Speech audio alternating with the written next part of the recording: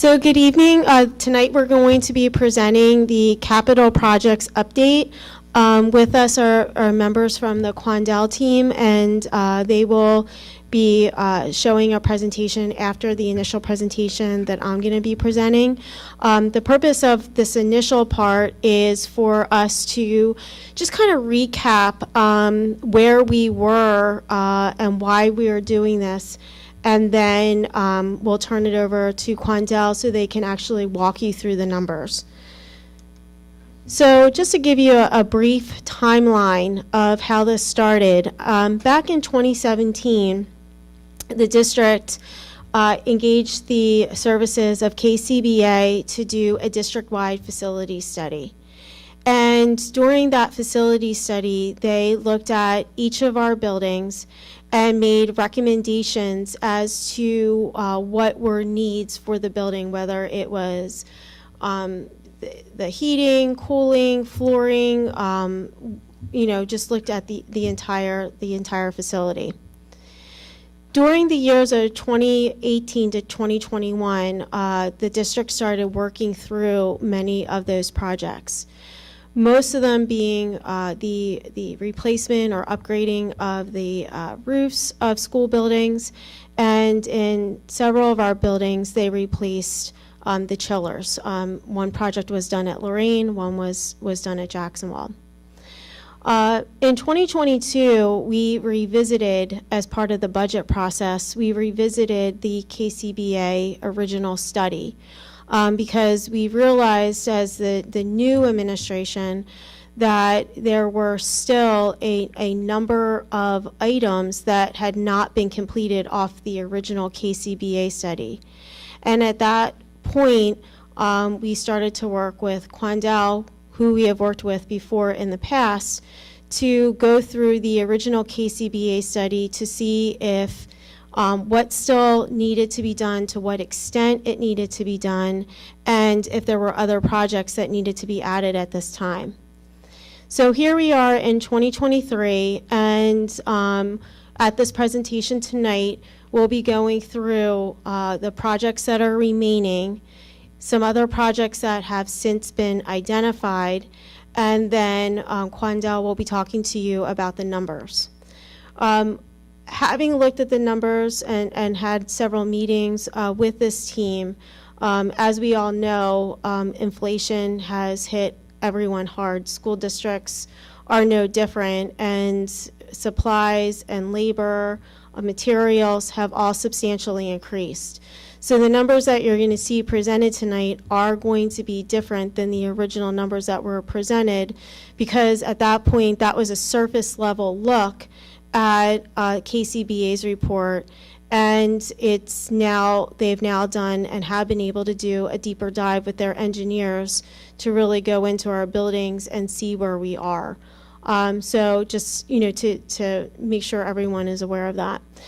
In our presentation, which will be put on our website for people to go back and review, we did include at the top there under timeline, when we first really kind of started talking about the capital projects and that presentation. So you can click there and you can see the original presentation. So going through the senior high, that building was constructed originally in 1955. It's had several renovations, the last one being in 2004. There have been some areas of the building that have not had any upgrades to it since 1994, one such being the auditorium, which is one of the identified projects. At that time, KCBA rated it as fair, good, and very good, and the reason for the three different ratings is because the different additions were all in different conditions. Currently, based on our numbers, the building is at 88% capacity. We come to that number based on school board policy of how many students that we have in classes. So if you look at the presentation, you can see what the identified needs are in that building. The high school and junior high are two buildings where the least amount of work was done. So those lists are substantially more. I want to draw your attention down to the bottom of the list, and you'll see that there are items that are specific to athletics. We have that the turf field does need to be replaced at some point. We did already redo the tennis courts as part of the capital funds that we've already borrowed, or we've already taken from our own. And there's other items on there that have come up during this examination of our facilities. And one of them is being the weight room that we also discovered has not been upgraded. And there's definitely some areas of concerns with that. So that is just a general look at the senior high school. And again, this team will go into the specific numbers. Yes, Mr. Fidler. How do these lists for each building compare with the lists that were generated as part of the capital, the 6-month budget workshops? Sorry, if we could just repeat the question too, because this is being streamed as well, I believe. How does this list, the identified needs, compare with the projects that we saw for the high school during the course of the 7 monthly budget workshops? I'm trying to identify what's new in the last 5, 6, 7 months. I can probably answer that. In the last 3 months is basically the weight room. Everything else was identified when we did the walkthrough of the high school and the other buildings. The weight room, when we actually went through there, it's 22 years old and it's held up, but it is time to be replaced. So everything on this list except the weight room is on the lists that we reviewed, I guess, as recently as what, March or April? March or April, yes. Okay. And also toured when the buildings were toured in each of the budget meetings. And also, could somebody identify, as Brian just did, the weight room, for each building, what's new since all of those? Okay, all right, thanks. I just have a quick question. When you say weight room, is that like all the weights or like the actual The weight flooring and or? the flooring, the weights, it's the actual, I guess it's weight room A, it's the actual weights, not equipment that you run on or those. It's actually physical weights and lifting bars and bench presses and, foot presses, or I'm not even sure what they call them all. Okay, so basically like It's the 22 room would be years old, emptied and Completely everything would be redone, new new. floor put in, new equipment put in, more modern, safer, that type of thing. Okay. Yep. And we use that for classes as well as Classes, team lifting? teams, actually that room is probably during the day filled, and at night the sports that aren't practicing are back in there working out. So it's probably used more than the gymnasium, I hate to say. What about all the weights at Owaton Creek? Do they still get used?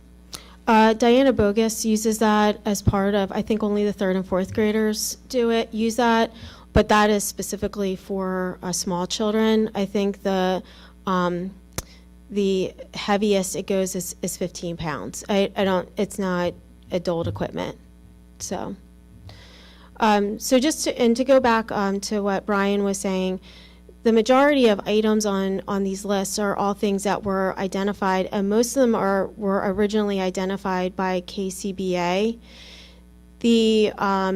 What we have seen after Quandel has gone through and really, like I said, did that deep dive into each of these areas, was that there was more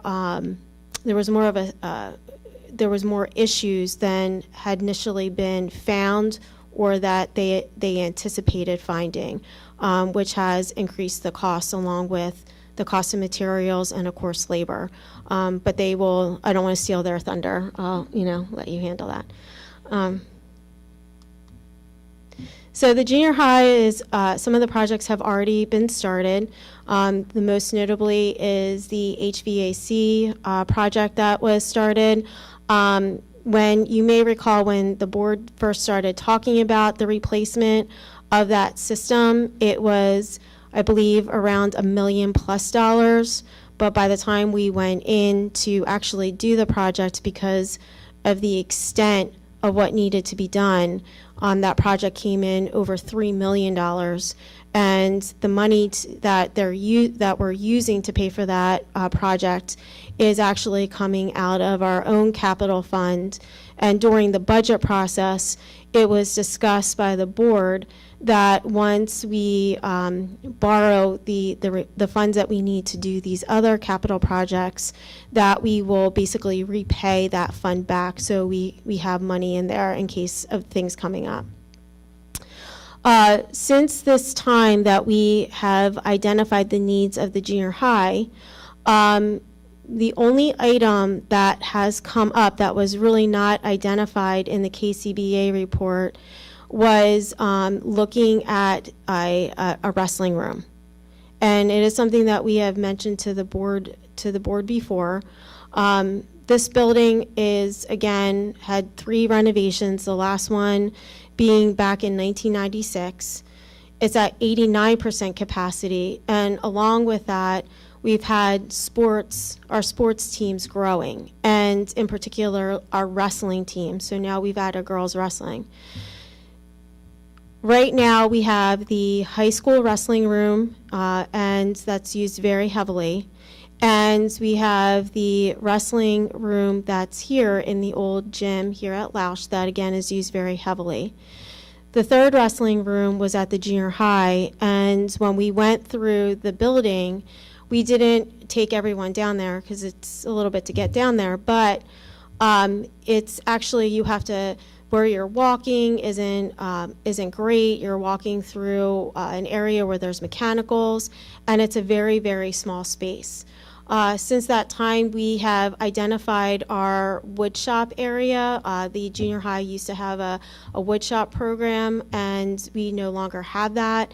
It is a very, very large room. It's a very large space because of the equipment that was in there, and we have identified that as repurposing it to be used for the wrestling program.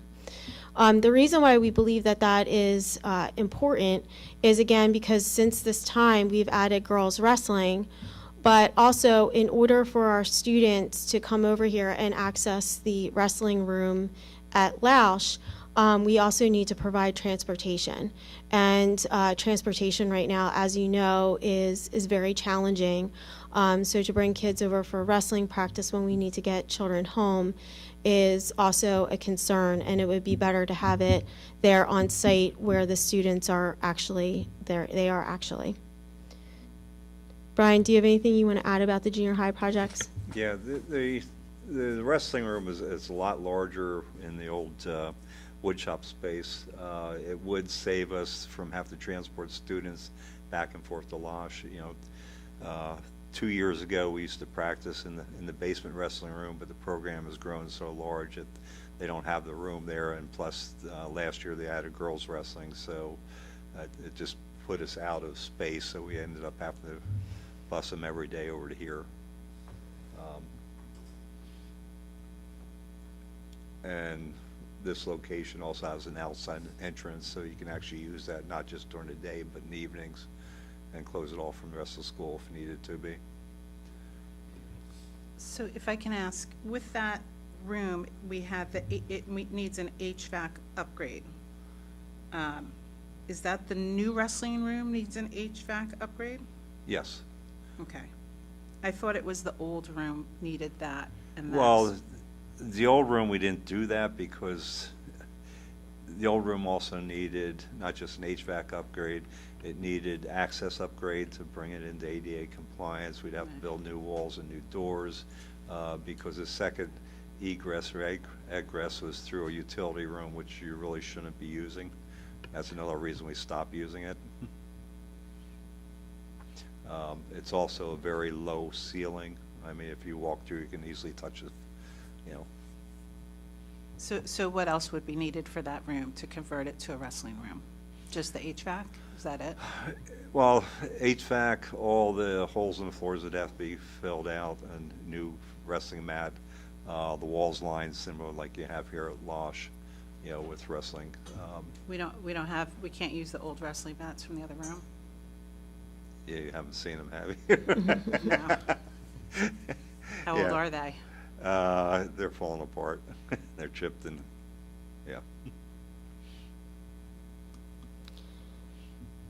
So you can see what we tried to do to make this consistent for our community is we also tried to make our identified needs the same so people could, so, community members could see, the same list. The only one that is vastly different is the high school because that's where most of the athletic fields and facilities are.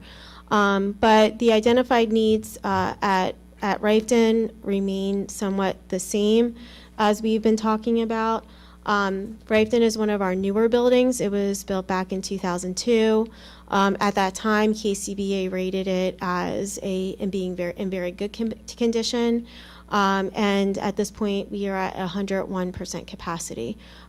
So we do have some larger class sizes there. We had 2 large classes going through well over 300 students when we originally did this. Our 5th grade class is smaller this year. So if we were to redo that, it would probably be, under, but this is the information that we had originally presented and we wanted to remain consistent. There were some projects that at Riften that again require more attention than I think at the time KCBA initially thought, and that's because that study again was done in 2017 and it's now 2023. So it's going to take a little bit more to get some of these things identified up to where they need to be. Before we move on, so back to Riften, everything on this list is on the list from the 6 or 7 monthly workshops.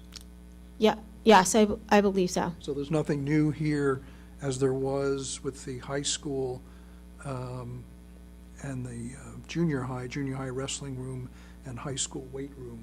No, these lists have remained relatively consistent, and at Riften, I know that we had a number of board members that went through with us. Our focus at Riften really was, the flooring hasn't been replaced since, the building was open. It's been 20 years.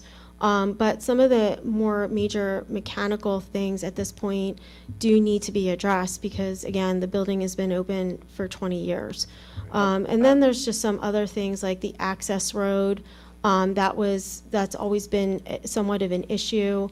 Those things were pointed out. But there hasn't been anything substantial added to the list. It's more about the depth of some of the projects. Yeah, Not the I'll projects just- themselves. I'll add to that. Some of it, like site repairs included the access road before. I think we just named the access road. We named a couple other things like the cracks in the sidewalk. But so we put them in site repairs. Building envelope. I think we talked about the windows, that the hardware needs to be replaced, but the windows themselves are 50-year windows. There's other things like the pointing of the expansion blocks. I don't think you call it pointing, but the caulking. That has to be done every 20 or 25 years in the building, so the expansion joints aren't open to let insects and other things in to hurt the envelope. So those are the types of things, or the caulking around windows. That's also an envelope. Yeah, I The also remember latest- seeing I'm sorry, go ahead, Jason. I was just going to say, the latest list of projects that was given to the board was during the August 1st committee of the whole meeting. Okay. So if there is a list actually out there if you wanted to look at that too, just to compare. I remember too at Riften seeing water stains on the ceiling and walls in the library. That's where we met. Yeah, now that's being replaced under our, we call it maintenance cycle, but normal maintenance because. So that wouldn't be on here. That would not be on Got here it. because Okay. anything on here is at least a 15-year life. You're not going to, my feeling is you don't borrow money Yeah. for something that's not going to last as long as you're loaned to Right. pay it off. And just to pick up from the start, high school, junior high, now this, are all the identified needs here going to be funded by the money we just were borrowing? We just approved Correct. that Correct. bond. Yep. reissue, okay. And Mr. Fiddler, just to get back to the point that you made, that, when we went through Rifton and you noticed that there was some, water damage, when we first started talking about this, we showed a very expansive list. And then as we kind of went through this, as Brian shared, we started breaking it down into areas of maintenance that need to be done, and then these larger projects that are going to be falling under what will be done out of that capital fund. But one of the things that we did during the budget was Brian was able to create money that's dedicated, create a line that's dedicated to the maintenance of things. And I believe it's about $500,000. And that's not something that had been a focus in previous budgets. So there was never really any money dedicated to the maintenance of things as far as painting and replacing floors and even sidewalks and macadam, playgrounds. So all of those things were included and identified in the KCBA report or in things that we identified ourselves, but we pulled them out for the purpose of including it in that maintenance cycle, that regular maintenance cycle, and these are just the bigger ticket items. Thank you. So Jackson Wald is our oldest building. It was actually originally built in 1937. It has had 2 additions since that time. KCBA rated the building as fair, and it was currently at 99% capacity. Jackson Wald was one of the buildings that had a great deal of work to it, and part of the reason why was because it was also fair. It needed a new HVA system that was done prior to COVID. It had a new roof put on. So there's been things that over the last couple of years that have been a focus at Jackson Wald, and these right here are the remaining projects. There was somewhat of an addition, I would say, to this particular one. We had a generator, as all of our buildings have generators, in case the power goes out as a backup, especially because we keep food in our refrigerators, and we need to, keep the building somewhat powered. And you may recall that we lost power a couple of months before the school year ended, and that the diesel generator had run over the weekend, and there was a lingering smell in the building. And so it's a very old generator. There's better generators to use.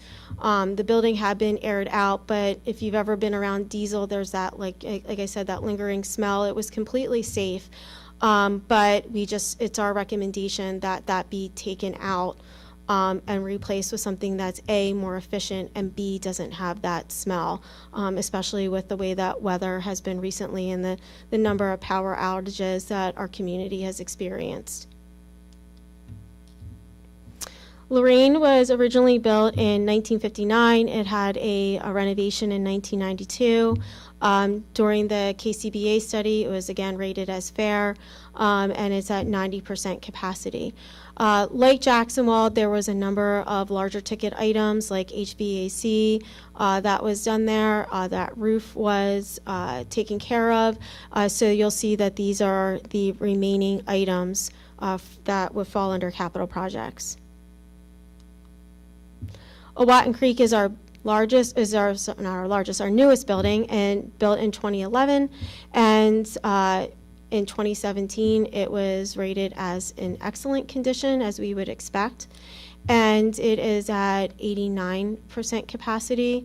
You'll notice that there are a couple of areas that now need to be addressed because the building is over 10 years old, and so these are areas that we do need to focus in on to make sure the building is functioning properly.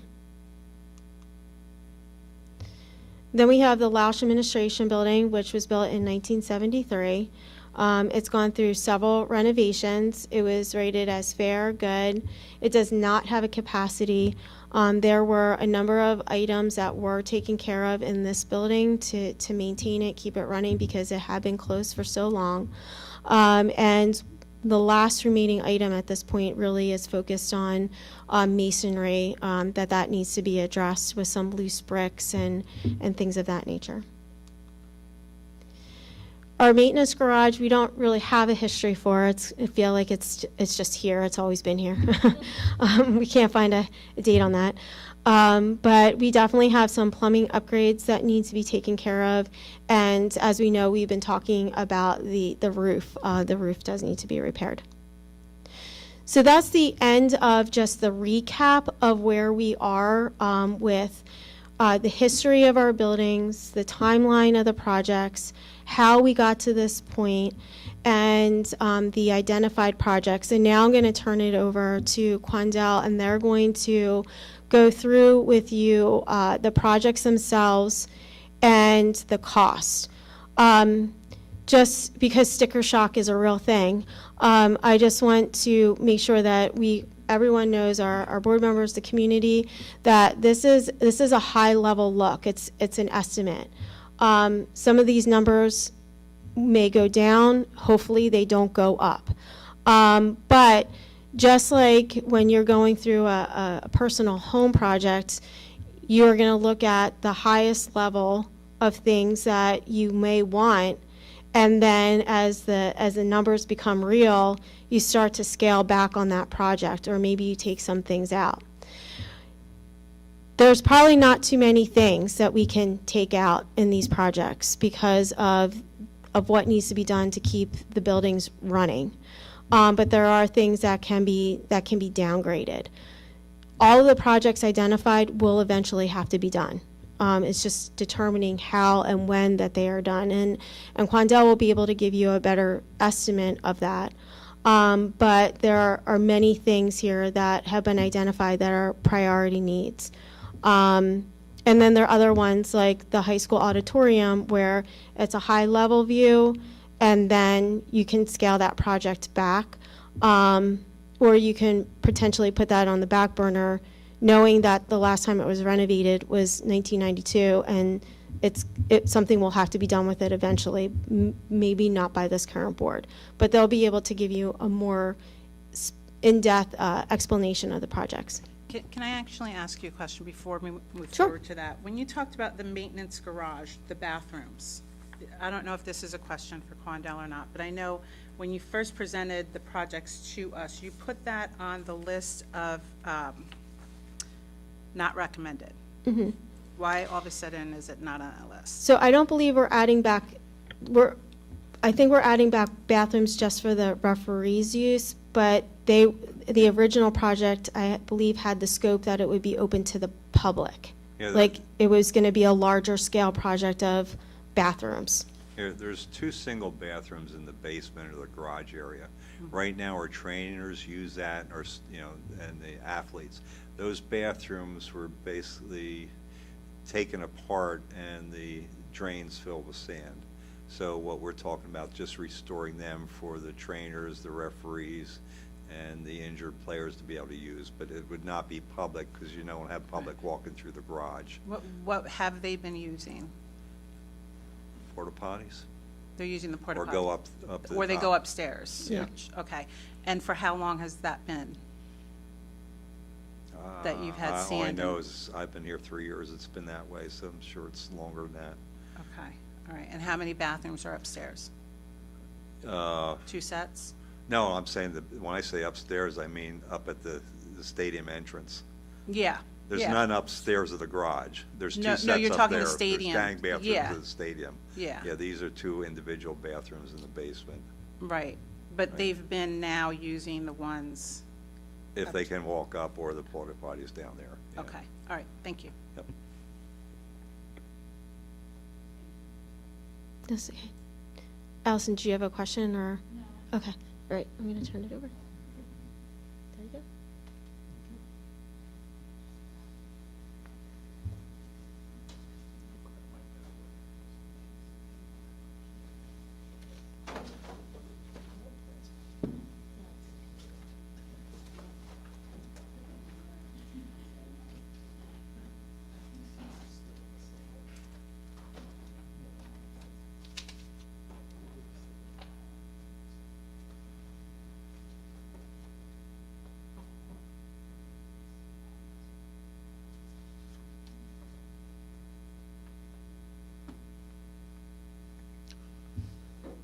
Good evening, and thank you for the opportunity to review the project in a fair amount of detail. Just to review briefly the project we've completed this past summer at the junior high school. So we did some upgrades to the boiler plant. We replaced one of the 2 boilers there. That's going to be ready for the heating season. We did upgrade the controls throughout the building, and then we cleaned and refurbished the unit ventilators, fan coils, air handlers. Did a few other things in the building that were needed.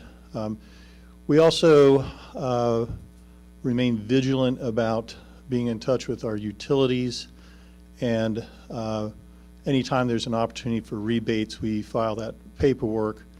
And at this point, there's, I think, a couple signatures needed on forms, but we're anticipating a little over $125,000 coming back to the school district for the project. UGI is incentivizing condensing boilers, so there's a little over almost $18,000 there. And then the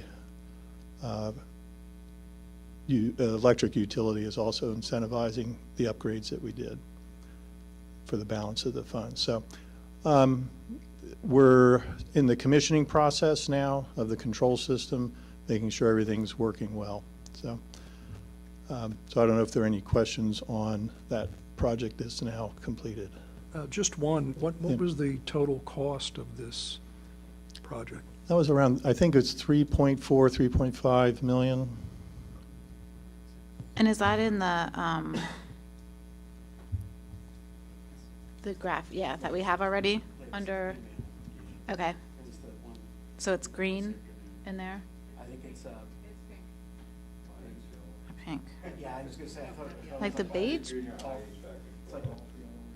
Yeah, so if the table that you was emailed today, is that the table you're referring to? Yeah, up in the, under junior high, under ECM number 1. Yeah. So 3,600,000 for the junior 3.6, high. okay. Mhm. HVAC. We'll get back 125,000. Right.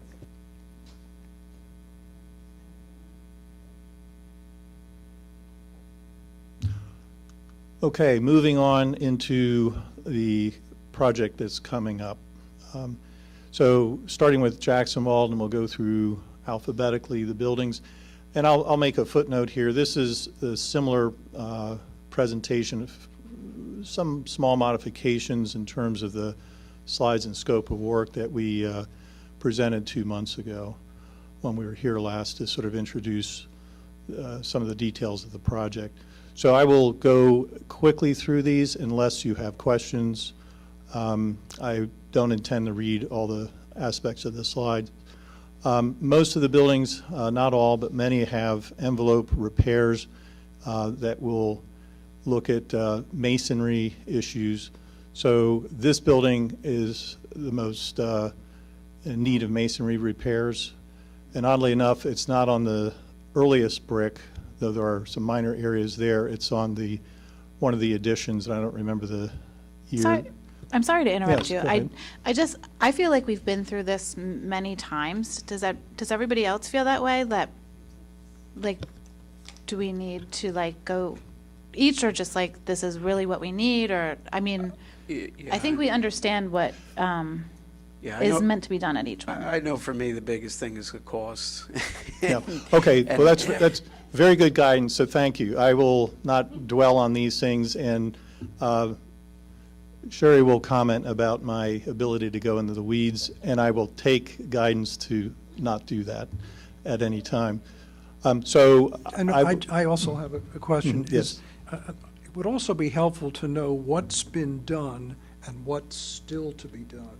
So if you could, So on these slides here, none of this has been done. This is all proposed work coming up. well, Okay, so then I have a question on the envelope section for Jackson Wald. On this spreadsheet, there's nothing listed for the scope cost of that project.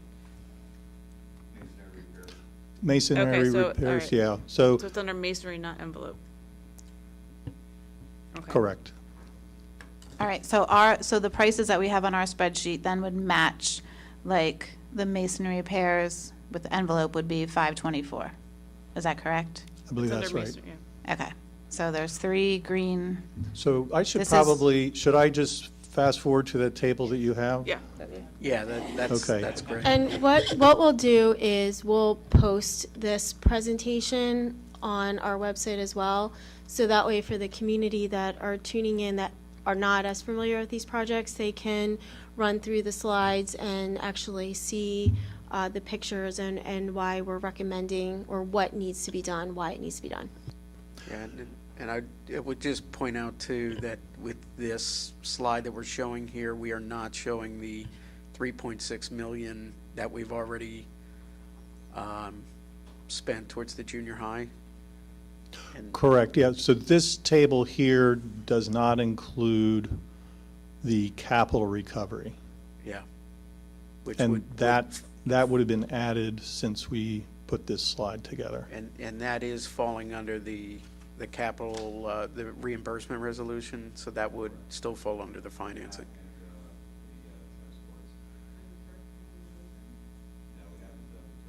Yeah. But that would be an addition. So yeah, the junior high HVAC was 3.6 million, and then the tennis courts was 292,000. So those would be the ones that have at least have been completed. And didn't we do the flooring at Lorraine, or is that something That different? that was paid for out of capital. Oh, okay, thank you. Okay. Did I see in the prior ones that you had it broken down by building? Yes. Can you show us that? Yeah, As you go I- through the numbers, oops. just, Let me go back to that. yeah. So maybe what I will Thank do you. is skip the color slides and just hit the numbers. Okay, thank you. All right, good guidance and helping me focus on what you need to see. So we have electrical upgrades here, which is the generator. The plumbing upgrades are essentially toilet, water closet replacements. It's not urinals, it's water closets and flush valves. Masonry repairs are all the exterior work that needs to be done. Now, you said that surprisingly, it's not the old building that has the repairs, it's mostly the newer portion. The newer portion, the bricks are popping. The picture that I did have here, that one there is brick that is newer. It's still, I don't remember the exact date of the latest edition, but most of that, some of that brick is showing this deterioration. And a lot of the deterioration is on brick that is entirely outside, like a column that's surrounded by outside, as opposed to a brick that's on the side of the building. There's some of that deterioration. So the original estimates that we have of 722,000, when was that number from, and was that just an estimate? That was, so we did a walk around the buildings, essentially, I think it was February, March. And from those conditions, we did an estimate saying, okay, this is probably 20% of the entire building exterior needs to be repointed or repaired, and did a square foot cost based on that. All right, so the estimate's 500, so now it's 500,000 more than when you just walked through? You're saying the number at that time was, 722, 722,500. and that was for the whole building or just the masonry? It said masonry, the plumbing, I did a check, everything I checked is what's on okay, here. yeah, So- plumbing and, Okay, so you're saying for this list, it was 700, now it's 1. yes, now it's 3 like million. almost Yeah. 1.3 million. Yeah, so one of the things that's happened, masonry repairs, when we had a mason go out and look at this in detail, the project grew considerably. So we photographed quite a number of the conditions to be able to document, here's what we think, and they went out and said, okay, we agree with your list, and here's some more. So it's a discovery process. The plumbing upgrades, the other thing I should say is the pricing there is contractor pricing. This is a sort of a difference, so we weren't clear on how the school district would, procure this. So these prices that we put together, if a contractor were giving you a bid, that's what it would be. Our numbers, because we're managing the project, there's no change order risk for you as a school district if you procure through a performance contracting process. So we're essentially managing the risk of the project, the definition of the project, and the engineering and architecture fees are all included in this. So those are hard costs. These are hard and soft costs both. So they will be higher in all cases, unless we discover that the scope was overstated. So I guess the long-range capital plan I'm looking at was from back in February, and I actually have 1.39 million for hard costs, and then there was just a 30% all-around soft cost that was added to the combination of all the costs. I'm not sure where the timeline difference is between the spreadsheets here. I think for me, I know specifically the senior high was one that seemed way out there in terms of cost inflation and scope, but yeah, I'm not sure where the discrepancies are here. Yeah, do you want me to, we will get to the senior high school. It's fine, we can go Yeah. school by school. I was just Yeah, saying what I had. And I agree, that one is alarmingly different, and I can cover the details there.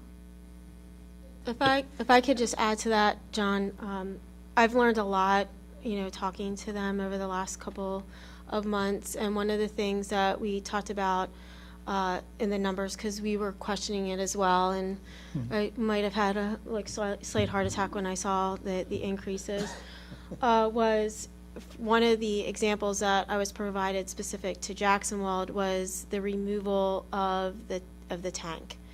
So embedded in that price is what if money. That's the best way to put it. So, and I believe that number is about between $200,000 and $300,000. That number is built in there because if they take it out, the what if is if it was damaged at some point and it leaked, we're going to be responsible for the cleanup. As the board, you can direct us to have them take out that what if money, that $200,000 to $300,000, which will bring down that price to under $1 million. But if they go to remove that tank and it was damaged and now you have to clean it up, we're going to have to figure out how to do that. So in many of these projects, that there's that what if, because it's that contingency part of it. I mean, could we have that number, I think, displayed? I think that's important to know. Well, what is the what if for each school? That would be very helpful. Yeah. Yeah, because we have the same thing at the high school with an underground tank. So to that end, our timing here is we bids for all this, and we did have a lot of this work bid a week ago at 5 o'clock last Tuesday. I had the potential for 125 bid forms to come in. So in the last week, we have assembled all of this information, what numbers we got bids for, what numbers we needed to estimate. So we've also put cautionary things, so exactly this situation in a number of places. And I think it's our intention is if you were to have us remove the tank, this would be an exposed number that would, if we don't need it, it's a clean removal, it's $50,000 for the 2 tanks, maybe it's 55, whatever the number is. But we have $150,000 of contingency that we would expose to the district. If we don't need it, we can't give that back without a board vote. At the board level, it's illegal for us to come back to you for a change order, but you can ask us for the money back. And we would, in our contract, these would be exposed numbers. It'd be on our side of the contract. We would not use any of those funds unless for the specific purpose intended. And we would be writing letters and notification like, here's the test results, we need to start tapping those funds. Yeah, I just have a problem with borrowing money that we might not need. or, I mean, that's a maybe money. Like, it's not a good way to borrow money. So I guess there are two ways to approach this. This is how we have to do it, so that, it's essentially a risk management. If you do the work, which is absolutely possible and possibly preferable for the reasons you just stated, you would also need to carry a contingency as a school district.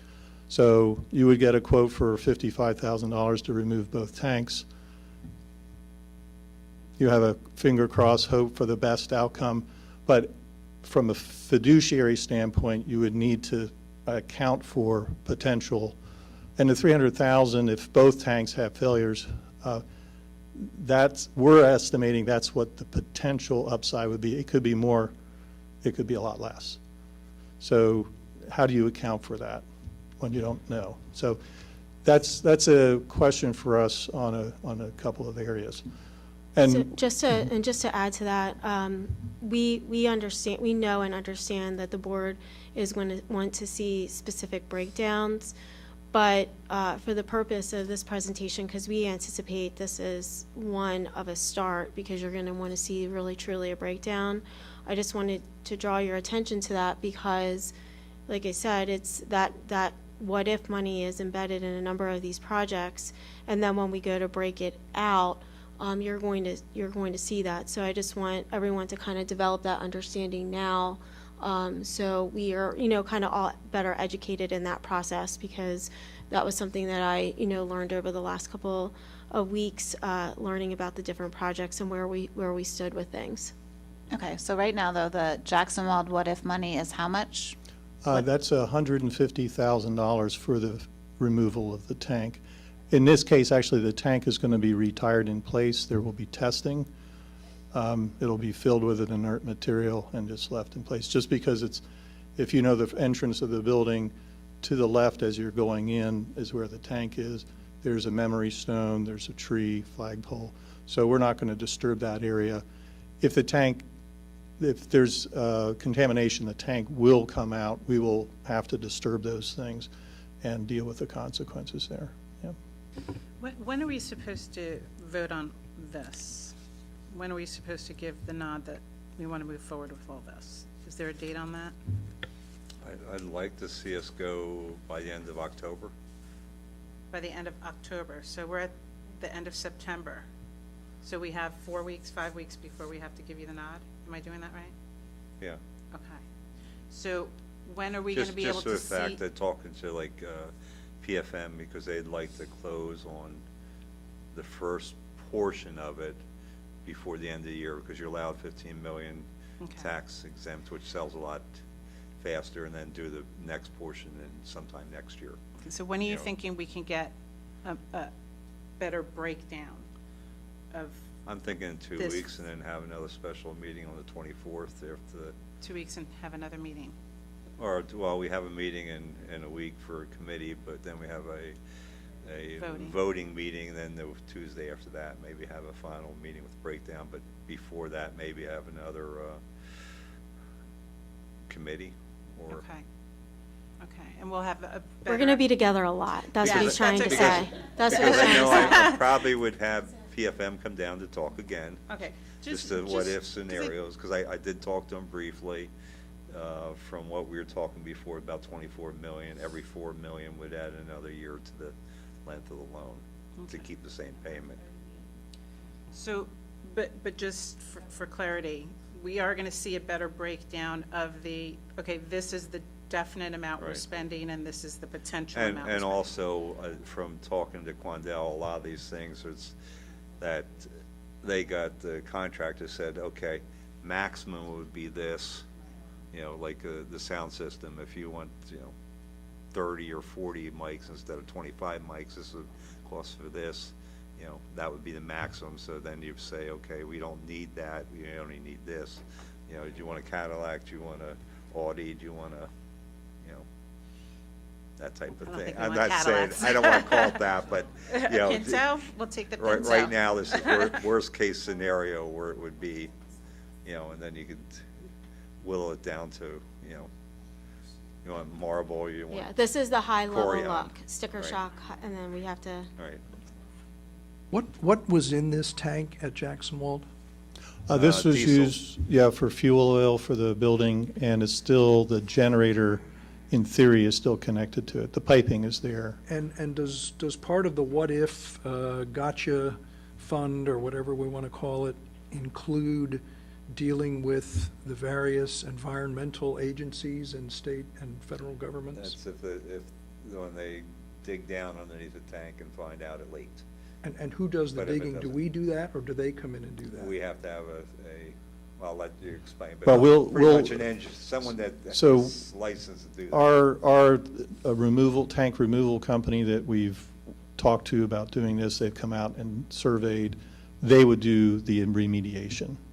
They're set up to do that. So we asked for guidance on, given their long experience of tank removals, where there have been clean removals versus times where they've needed remediation, give us some guidance on how would we manage that risk? Yeah, we don't want a Love Canal here in Exeter Township. No, definitely not, yeah. And so if the tank removals both at the high school and the Jackson Wald Elementary are included in the project, the school district would no longer have any risk related to remediation. That would be our risk. And again, that $150,000 per tank is going to be on our side of the contract, but transparent to the school district. So if we don't use it, there'll be a time in about a year from now where we come back and say, here are all the risk elements, and we didn't use any or used a little bit, and there'll be a motion, a change order, essentially amendment. This would be Amendment 2. There would be an Amendment 3 to give that money back, or Amendment 3 might say, we have other work we'd like to do, and we'd like to use the money for that. So those are future options for a year from now. And if it would be more than 150,000, that is That's our challenge. it's your, Yeah, your so burden let's to say it bear. was $220,000.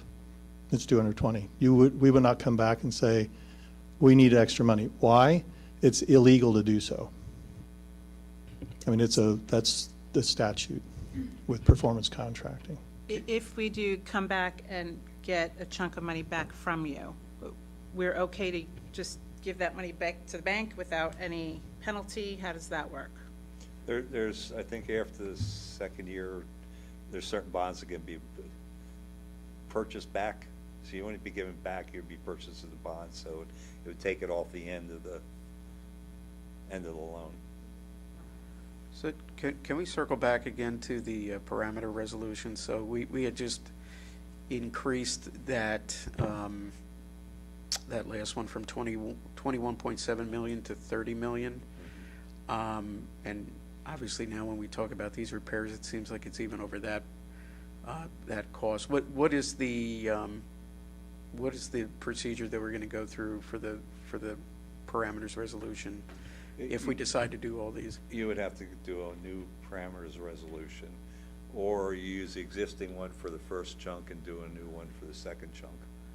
Is there? And I think they did one to cover both, but if you remember when Jamie and Christopher Hoffer was here, they really pushed to do two separate issues.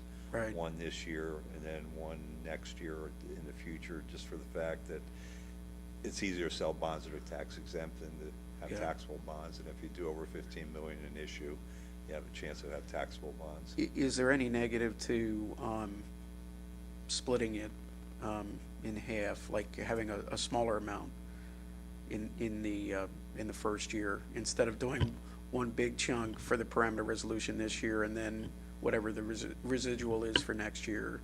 Could you do 15 this year, 15 next year, or whatever that would be? Oh, easily. you Okay. know. It's just they wanted to keep it to 15 million, so that it's better for the bond buyers to buy. Keep it non-taxable. minimum 15? No, maximum 15. Maximum 15? Maximum 15. Okay. So that's why they were pushing to try to close one, like a 2023 C Yeah, in 23, and then do a 2024 A bond. okay. So both of those would be non-taxable or Okay. tax exempt. But I'll have them come back here before we make the decision. Okay. I guess this is jumping way ahead, but what does that do to the budget? Like, how much increase is that? That's why it's not gonna increase the budget if you agree to go the extra years. That's why I said I called him up for a brief, okay, to keep it, the budget payment we have, how much more can we borrow and how much more would extend? He said, well, you can borrow as much as you want, but it's good, to keep that payment, you're gonna be about $4 million per year extension. So it's sort of like if a consumer wanted to buy a new car and Instead of has a doing 4 budget. years, you're instead of doing 5 or 6. 5 or 6 or 7 or whatever. Correct. People are. Yeah, really. Okay, thank you. So with kind of the payback that we're talking about though, so if we do, We were at almost 11 years. So, I mean, if you did another 12 million, it'd be at 14 years, it did another 16 million, it'd be at 15 years payback, so it's paid off. But it was also set that in the year 2030, you can restructure again if you needed to. yeah, I guess the question I would have too is what other upcoming capital repairs do we think we're gonna need within that time frame? Well, that's why we did everything here. This is stuff that we're figuring has to be done in the next 5 years or so, because that's Okay. So this what should, time you have to spend your money is 5 years if you're borrowing, otherwise you have to, so this should cover till 2030, 2029. 2028? I think we cover a lot more. 2027? Well, we're talking 2024, January. Okay. And the only reason I said 2030, we never know what's going to be after 5 years. The other thing is, the state keeps on talking PlanCon coming back. Well, the plan they put out there is called PlanCon 2.0, and it's not really a new construction amount. It's a maintenance grant through DCED, similar to the old, what do they call them, lead grants. If you got lead gold, they gave you back in so many million. Well, this is up to $5 million to cover 75% of a construction project.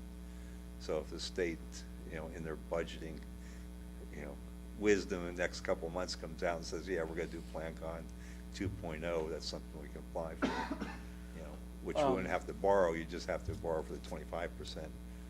So you're what's that, $6.5 million project, your $5 million would be paid for. Where the old PlanCon is they basically covered your interest for a life of a loan, which, it was a lot better plan, but, If and that was new construction only before. PlanCon 2.0 would get introduced, that would be something that could help offset next year's costs, is that what you're saying? Correct. Okay. And kind of going back to the reimbursement money, should there be any from, any costs that are not as high as expected, with the estimates, where does that money go? Does that go back to general fund? Normally, if it was in a capital project, it'd go back into the capital reserve fund, just Okay. like any interest earned. Okay. So then it could only be spent, Repay. What? You said, we could repay a bond. You can repay a bond, you can use it as capital reserve, or, so we could Rainy take out day of fund. capital fund to Right. repay Right. a financing loan? Yeah. As long as it was a capital yeah. loan, okay. You'd have to have a capital reserve, whatever you have in there has to be used for capital projects over the next 5 years. If you don't use it, any board at that time can take a vote to start putting it back towards general fund, but they can't put the whole amount back. It's like a 20% a year. Yeah. Normally they don't do that, because normally you're gonna have some type of major, knock on wood, problem. And before John moves on, I just want to highlight, and I think it's important after we talk about each building, that the projects at Jacksonwald are not like we would like. They are like structural, that they have to be done. So this isn't a building where we can kind of go through and take some of these items off. there are things that they absolutely do need to get done. So we'll make sure to point those types of things out to you as well. And Okay. I just also want to note the electrical upgrade in Jacksonville, the original KCBA report had to replace the diesel generator. We did not feel keeping a generator in the building, and since we also have natural gas to the building, keeping diesel.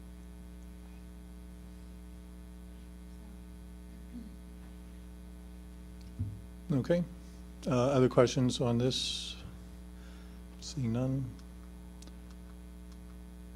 So junior high, so we have plumbing upgrades there. This primarily is focused on 3 stories of men's and women's bathrooms that have some leaks.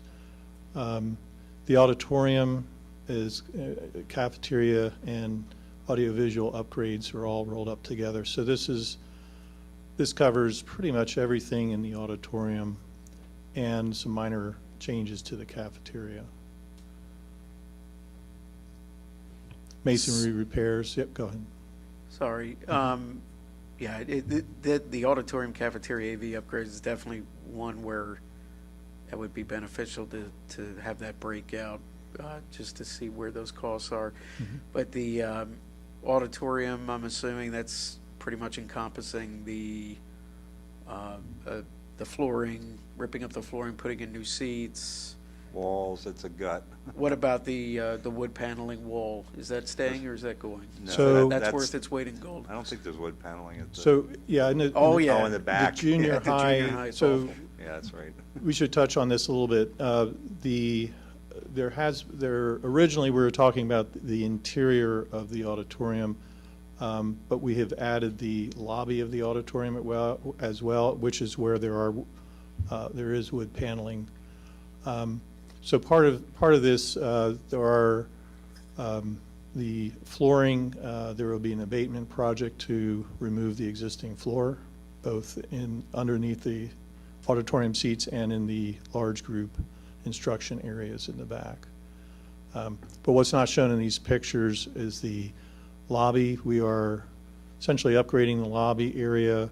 Floors are in pretty good shape in the lobby. They're terrazzo. The doors, we're not changing those doors. There was some work done on that this past summer. But the bathrooms are 1969 vintage, and they are not accessible, so we will be changing the bathrooms to make them accessible as part of that project. So I'm sorry. I think I spaced out for a second there. I apologize. That tends to happen to me occasionally. So you talked about the lobby. You said there's really nothing wrong with it. You're just updating it. No, I was referring to the doors, the entrance doors Right. So into the lobby. what's wrong with the lobby? So the lobby, there's men's and women's toilets on either Right. side. Those are going to be upgraded to ADA. Right, okay. The wood paneling is going to be refreshed with. What's wrong with the wood paneling? Well, And it's, placed up, these are aesthetic questions. It's 1969. Okay, all right. All right, I so had this no is- problem with 1960. Yeah, I Okay. mean, it was a good year. It was a good year. It was a great year, but it's aged to perfection and maybe beyond a little bit, so. Yeah, I was actually joking about the wood paneling, but it is good to hear that that may potentially go away. I think the two that kind of surprised me here that I wasn't aware of was the theater technology upgrade and the lobby upgrades. I wasn't aware that stuff was getting done at the junior high. I know we talked about it at the senior high. So the auditorium at the junior high, like I said, has been said, is a total gut, the inside. So the lighting, all of them, all of that's been piecemealed. Doesn't really function well. So that is something that really does need to be replaced. That's why we said you have to look at your options. But if you don't want to refresh the lobby, you can certainly pull that off the list. That plan would be to add like seating. So when people come in and they're waiting to go into the auditorium, there's spaces for people to like come in and sit down. And then they said removing the paneling. to be honest, that paneling's been up for a really long time. You don't really know what's kind of behind it. So that's kind of why it was suggested that because that is original to the auditorium, that if you're going to do an upgrade of the auditorium, this would be the time to wrap in getting that paneling off, because it's been there for so long, so. This also includes replacing the existing walls that we don't even know that move anymore, being able to have 2 large group instruction rooms there too, with seating, and those seats in the back there would have the arms that come up so they can actually use that for instruction. So it's aesthetic, but it's also a matter of just cleaning things up. Is there what-if money here in the junior high? There is not in the same way that there is for oil tank removal, but where there are some decisions to make, again, is the AV systems. What does the program need? We have had our team come in and speak with interested stakeholders at the junior high. What's needed for, say, band choral concerts versus musicals? If the auditorium is upgraded and outside groups could come in and use it, what would that look like? So there's some other possible uses in addition to how it's being used today that's been considered in a set of recommendations. But again, as was stated earlier, 40 mics, 20 mics, wireless, there's some questions there. We have some, I think I don't remember this junior high or senior high, there's a projector that's relatively new that's going to be reused in one of the buildings that's being replaced. So there's a number of decisions like that are, embedded. And this costs, what I did, just to, as has been referenced, there's a range. I used the high end of the range all the way down. So I didn't make any judgments as to, no, that should be 30 mics, not 40. I just used a high number. So there isn't a give back that I can define yet, but wherever we end up with the design, we have a budget. If we're well below that, I see no interest on our company's part of not giving that money back if we don't make a specific decision beforehand or set a budget. This is what we're willing to spend, and then that's what we can afford, and we'll work our way into that number. Okay. How much is the upgraded theater technology and the lobby enhancements? How much is that? So what I expect to do based on the feedback tonight is come back with more numbers broken out that we can then delve into some of the, here's where all the numbers go. What I can say is that there's junior high and senior high. One is 1.6 million and the other is 1.9 million plus change. And I can't remember right now which is which. I've been dealing with thousands of numbers the last week, so. But it would basically be in number 4, auditorium? Yes, it would. Yeah, Okay. so everything dealing with the auditorium, adjacent rooms. Can we go into the cafeteria too, if you don't mind, going back to that, the prior screen with the junior high? So what are we doing with the cafeteria, the new AV screen? I don't remember hearing about that. Yeah, that one, the new Is that on projection your list? screen was brought up during the Okay. August meeting. Thank you. But the 2 that were new was the storage cage double doors and the new ceiling and lights. I don't recall us ever talking about those. That stage, that screen, that cage, remember? We talked about the cage. I remember Brian bringing up the cages. Yeah, we actually did bring up the ceiling because we pointed out that the ceiling actually looked like it had belonged in a smoker's lounge because it is yellow. It's yellow, Okay. brown.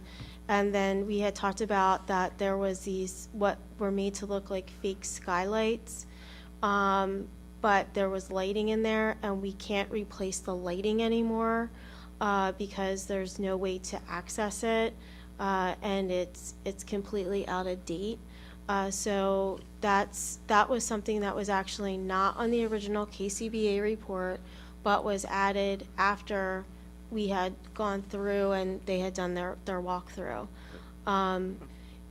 Is it something that you can certainly take off? You can, but eventually that's gonna have to get done because it's discolored and it does need to be replaced. And there's a lot of work that needs to be replaced there because of, at the time of the building being built, they added those fake skylights. And I believe that when they actually looked at them, they found that they're also leaking. If I recall from our conversation, there was a lengthy conversation about the cafeteria, which was a new discovery. I think Christie's comment was the floor is wider than the ceiling. The one thing I noticed on the sheet from August, there was stage access was mentioned, ADA compliance for, and it just says chair lifts to meet code. Was that chair lifts for the actual auditorium stage? Yes, that's correct. Yeah, Is that included? that is included. It's not listed there. So Okay. just to focus on chairlifts for a second as a category, it's not line item, but there's chairlift that's added in the auditorium, so you can get from essentially the orchestra pit level up to the stage level. That is not possible today. Similarly, in Lorraine, we'll come to that, a similar chairlift will be added, and also in the senior high school. In the auditorium there's a chairlift that is added from the orchestra pit up to the stage level. It is possible to go out and around, essentially a long trail, but there's no way to get inside the room from the stage. So there is a form, there is a way for handicapped individuals or anybody to get to the stage, albeit a longer way. At around the Okay. senior At high the school. senior high school, but not at the junior high at all. Junior high, you cannot Junior get high, on the there's stage. no access. Or, and you said Lorraine. Lorraine also. Yeah. I have a question about the asbestos. How confident are we that there's no asbestos anywhere else in the junior high auditorium? So that's a very good question. School districts are required to have what are called AHERA reports. They're a survey that's done every 3 years. We did ask the school district for that report, and we were able to get a copy of that, and that indicated that within the auditorium, only the floor has asbestos content. You mentioned you weren't sure what was behind those walls.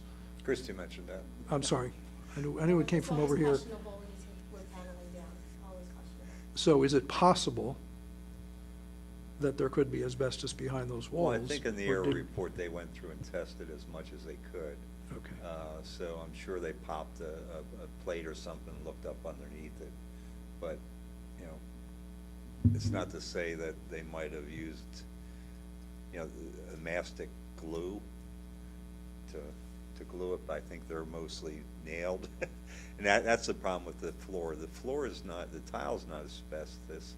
It's the mastic or the glue they put it yeah. down with, you know. The good thing about that type, it's not, I think they call friable, it doesn't go in the air, so it's easy to remove and cart off. You know, they still have to wear the mask, but it's not gonna spread out. And, you know, I don't think they have to really, what do they call it, pressurize the room when they do it. We will be doing that, yes. You will be doing Yeah. it, okay, okay. That room will become an encaged bubble for a couple of weeks for that process. Thank you. Yeah, I definitely think for me, the, kind of going back again to the auditorium, that, you know, just looking at scope and scope creep and everything that we, you know, the auditorium, the only thing that was mentioned in this sheet from August, then there's nothing next to it that even talks about added scope, but it just says replace auditorium seating. It does say overhaul of room, but nothing specific to the technology upgrades or even the staging overlay. I don't know if I recall talking about doing that, but I really would love to see a breakdown of what those individual costs are for each of those, because and also if the administration could really tell us the needs or why you think that does need to be done as part of this, that would be very helpful. I mean, do you feel right now, like my thoughts are right now, I know a lot of this already. Like, I think there's so much more that we need broken down before we continue this conversation. Yeah, I agree. I think I mean, I'm definitely not going to be able to walk out of this meeting tonight with any ideas of what we can defer because of not knowing what the individual breakdowns are. So yeah.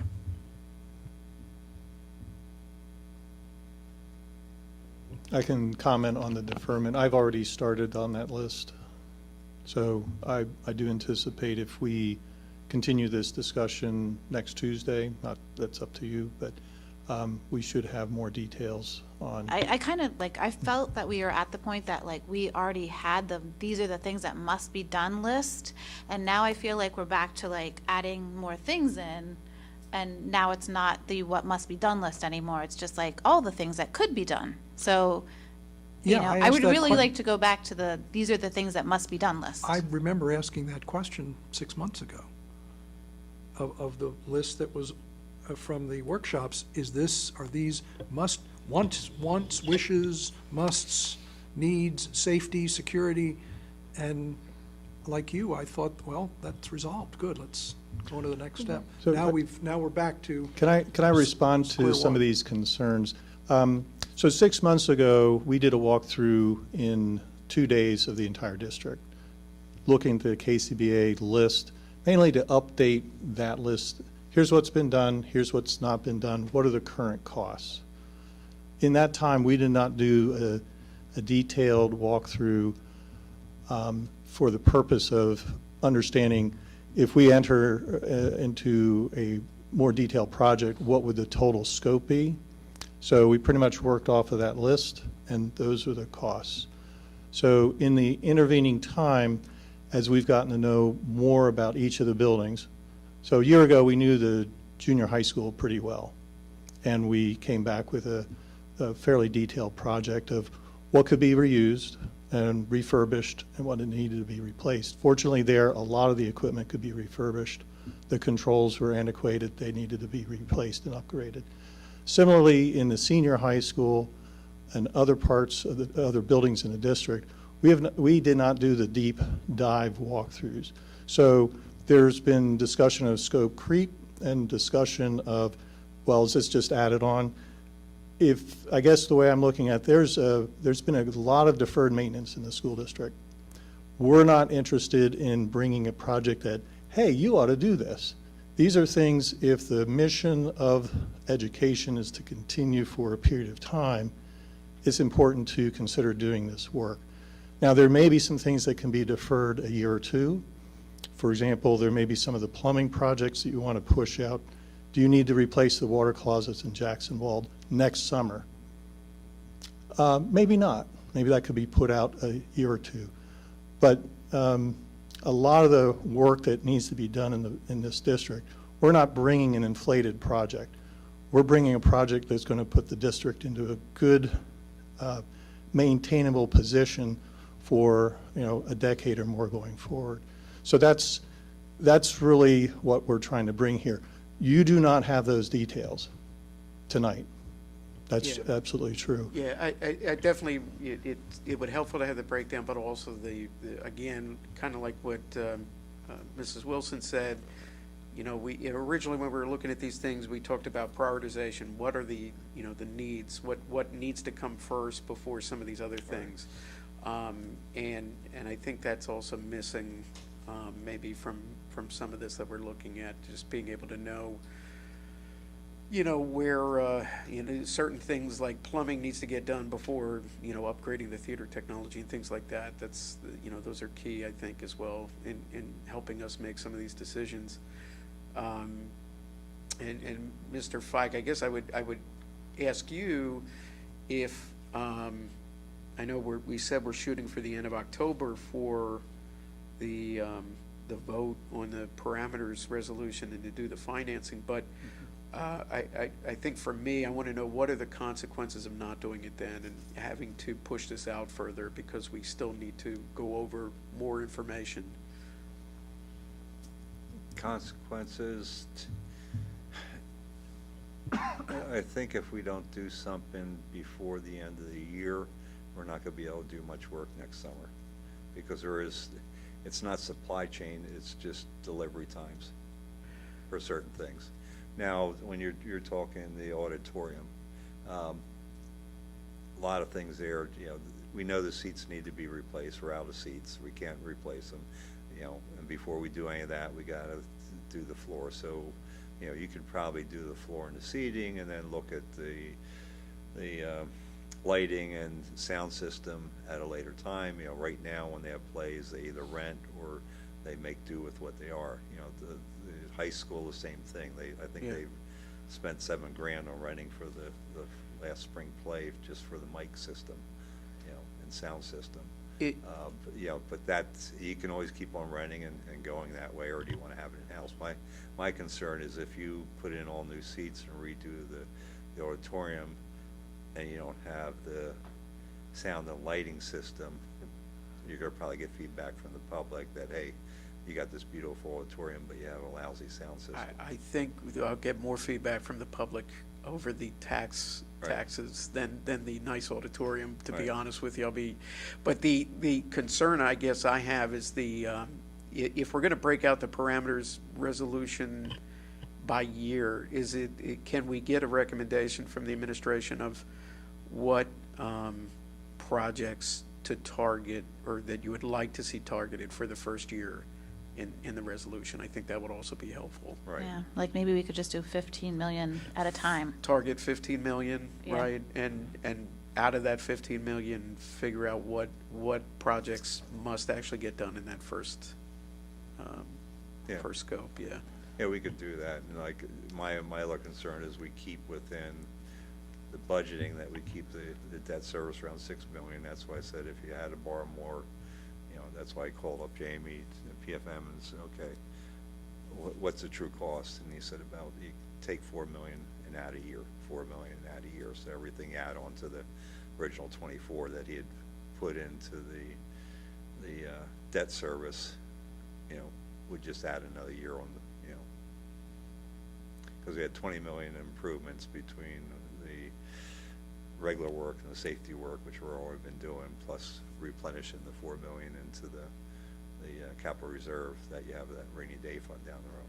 Now, you can always use that capital reserve, but I thought the board wanted to have that rainy day fund, or have something to fall back on. I mean, we have our general, the money in our general fund is technically the rainy day, right? Yeah, but 8%, that's only 2 days for Yeah. I know what you're saying. You know what I mean? Yeah. And the auditorium, when they went in to look at that, they did speak to the music department and about, the auditorium, what were the issues in there, what were the needs. So they're the ones that use it. And it was, it came from them that the lighting, the sound system, that they're old, they're not adequate anymore. So that's something that we will have to replace, whether you choose to do it, in this big scope of work, that's, completely, up to the board, and we will do whatever, that is, we want to do. Like, we don't want we want the budget to come in looking solid as well. But a lot of the stuff that has been done in the district over the years, unfortunately, has been done very piecemealed, and then it's not functioning the way that it should, so. I mean, I get all that, and I think it's just on I see like architectural enhancements. Like, that just means make it look pretty. And that, and it's nice, but in no ways to me is that a must, that be on the must-done list. That just shouldn't be there, so. So some of the, addressing that question, some of the architectural enhancements, for example, the ADA upgrades to bathrooms, adding lifts, the architectural work that's associated with that, that's very functional. There'll be an aesthetic result, when you go into a restroom that's been upgraded, it's going to sparkle and look very refreshed compared to a 1969 vintage. So there will be an aesthetic, improvement, but there's also definitely a functional improvement. Oh, and besides functional, I mean, with ADA, that's the law, right? So if we don't do that, then someone who's disabled, who tries to do something and can't do it, then we're calling the solicitor. So All I right, think, so- I think that could be another category, and I remember suggesting this too earlier this year, that we divide this into categories. Safety and security, those are unquestionable, like some of the things we've already done that Eric has done. Legal, ADA, whatever else falls under that. Then structural, the one step below safety and security, but it's still a structural matter, like the bricks. I mean, yeah, it's aesthetic, but it's the kind of thing where people look at it and it's the first thing they comment on. Gee, does this mean it's gonna fall down? Well, no, it's not gonna fall down, but it hasn't been done in 20 years, let's do this too. Then That's you also have your. for water. I mean, like, it's gonna start leaking, like, Yeah. for the masonry. Yeah, Like, so it's not strictly safety and security, but it's still essential. So those, maybe if we could do those kinds of categories. I think what Allison is saying, like in this, you know, the architectural enhancement, she's saying we don't have to do the wood paneling in the lobby or take out the planters in the lobby, you know. Is that what you're saying? That's what I'm saying. Okay. It was, somebody asked me regarding the remove mats from existing wrestling room to convert to storage. We can't just, you want me to go in one day, I can remove the We mats could for prob- us? Or, Actually, the wrestling team there has Yeah. already said, if you do that, we'll clean it out for you. oh, okay, But so that, okay, I wouldn't so have our that can be students rem- do that can that, be but an outside removed. group could do something like that, yeah. okay, thank you, But there's like 3 layers of mats down there. okay. So we did review this afternoon, and that actually is not in the scope. It should not be up there on this slide. You know, Thank you. Okay. Should I continue? So anything else on the junior high? So at this building, it's the masonry repairs.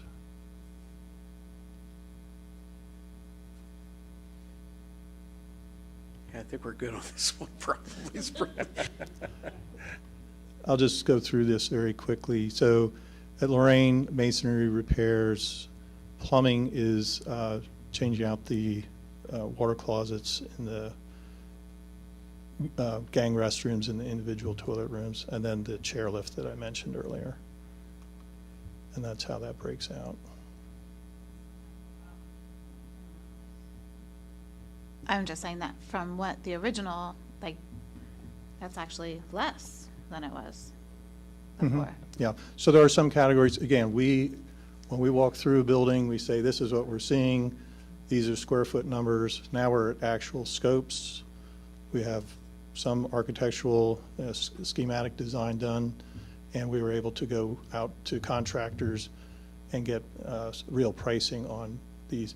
There is some color things that I didn't go over earlier.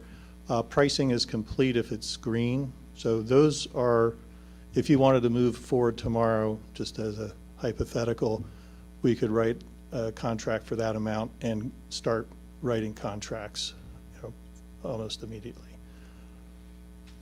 Anything that's in yellow, there's maybe a mix of some budgetary and some contract costs. Moving on. So the maintenance garage. Yep.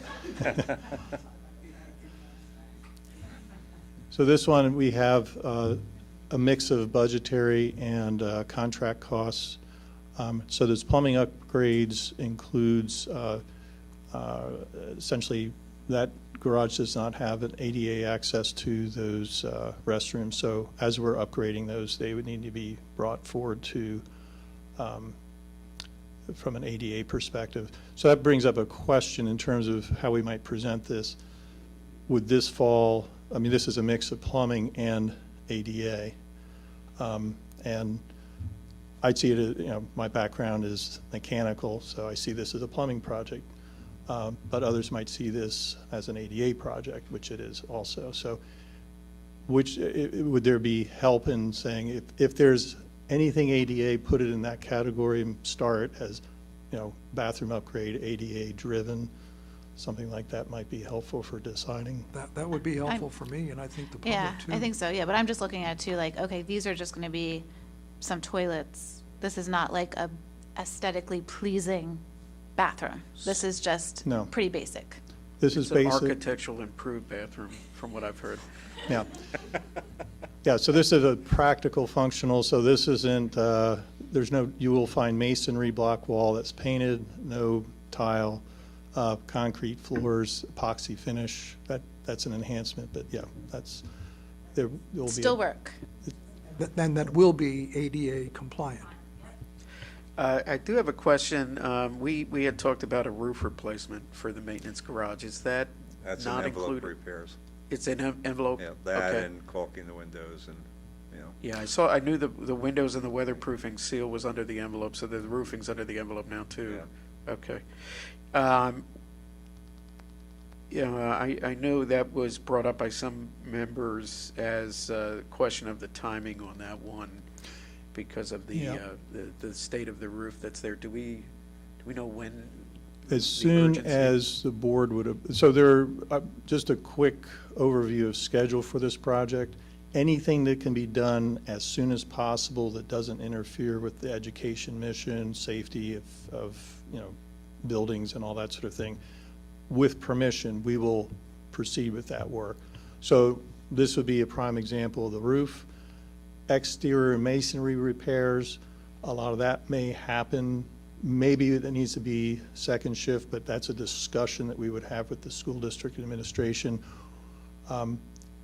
Even if this moves forward as a, say, half now, half later project, there's a lot of work that we would want to try to advance before literally the students and teachers are out of the school. So this would be one of those that we would want to advance. As soon as materials are ready, we would proceed with the project because of the need. So I guess kind of going back to the timeline, I think it was kicked around in the last discussion where the thought was potentially next summer that it could be started, but if materials are ready as soon as possible, could actually be worked on over the winter? Yes. It could be, okay. So my long-winded answer there was yes. Yeah, okay, yeah, I just think there's, with the condition of the roof there's some concerns of, the situation that could occur with snowfall and some other things that would probably interest some in expediting that. Would be damaging, but there would not be anybody in there at that time. Well, the snow plows and stuff, I mean, do we keep that kind of materials? Or it's our lawnmower equipment or trucks with the plows.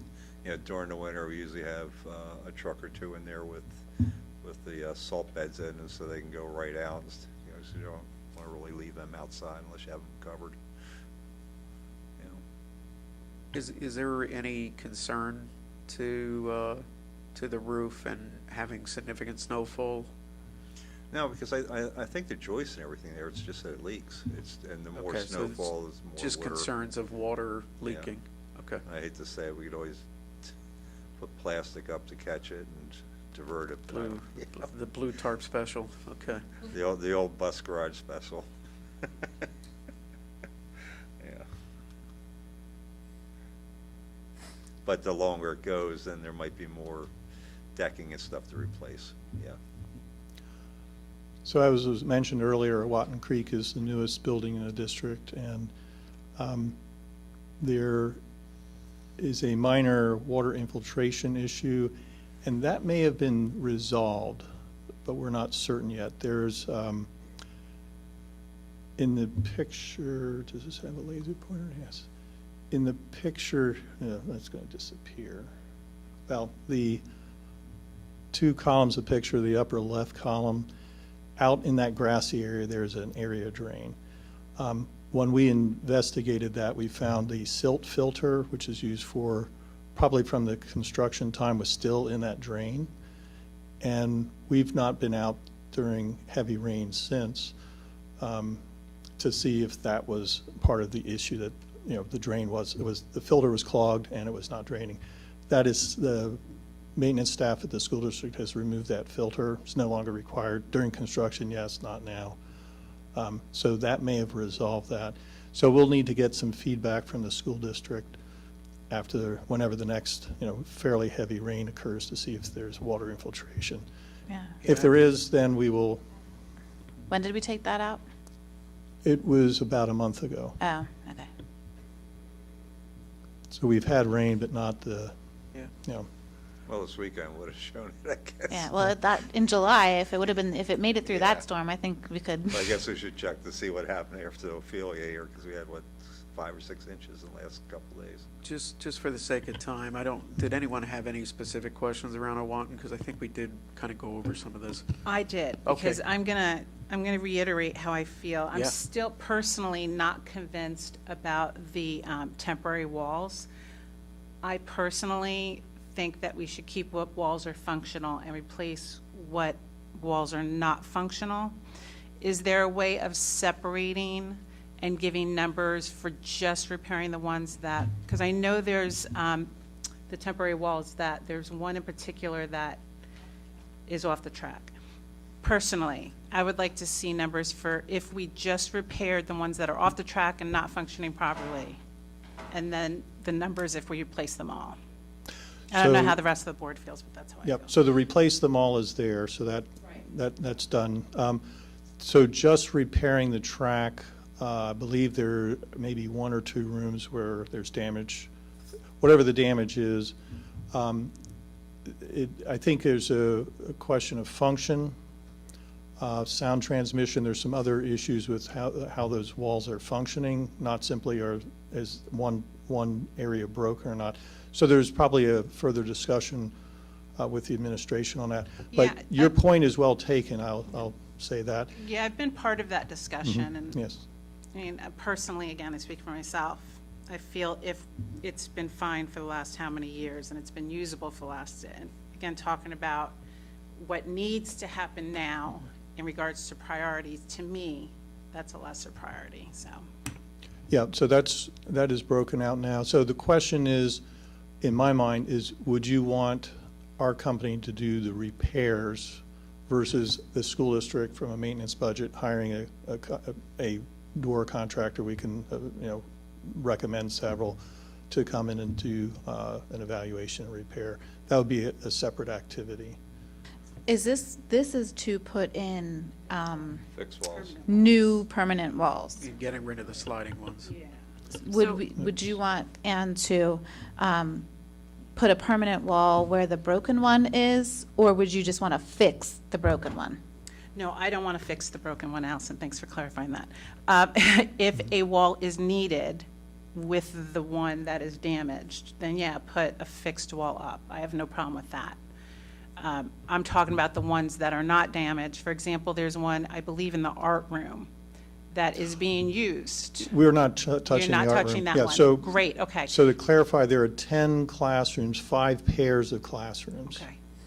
And they are all facing a corridor, not the art room, and there's one other room that's shaped like the art room that we're not touching. So, so there will be some partitions. I believe 4 of the classrooms will still have a divider when we're finished this project, but all of the corridor walls will be replaced as it's here. So rule of thumb, there are 10 classrooms. If one is not doing so well, it's not, 1/10 is not the correct answer. It might be slightly higher because you buy in volume versus mobilization is a kind of a fixed cost. So it might be 45 to 50,000 to do just one of the classrooms. It's not just putting a wall in. When you put a wall in, you need electrical. There's going to be data that you want to add. There's painting. There's a certain amount of work to that. But a quick, for your benefit, take about 1/10 of that, and you're not far off. I just want to say though, Ann, when they were built, their original intention was not to be enclosed classrooms. Their original intent was to be flexible space.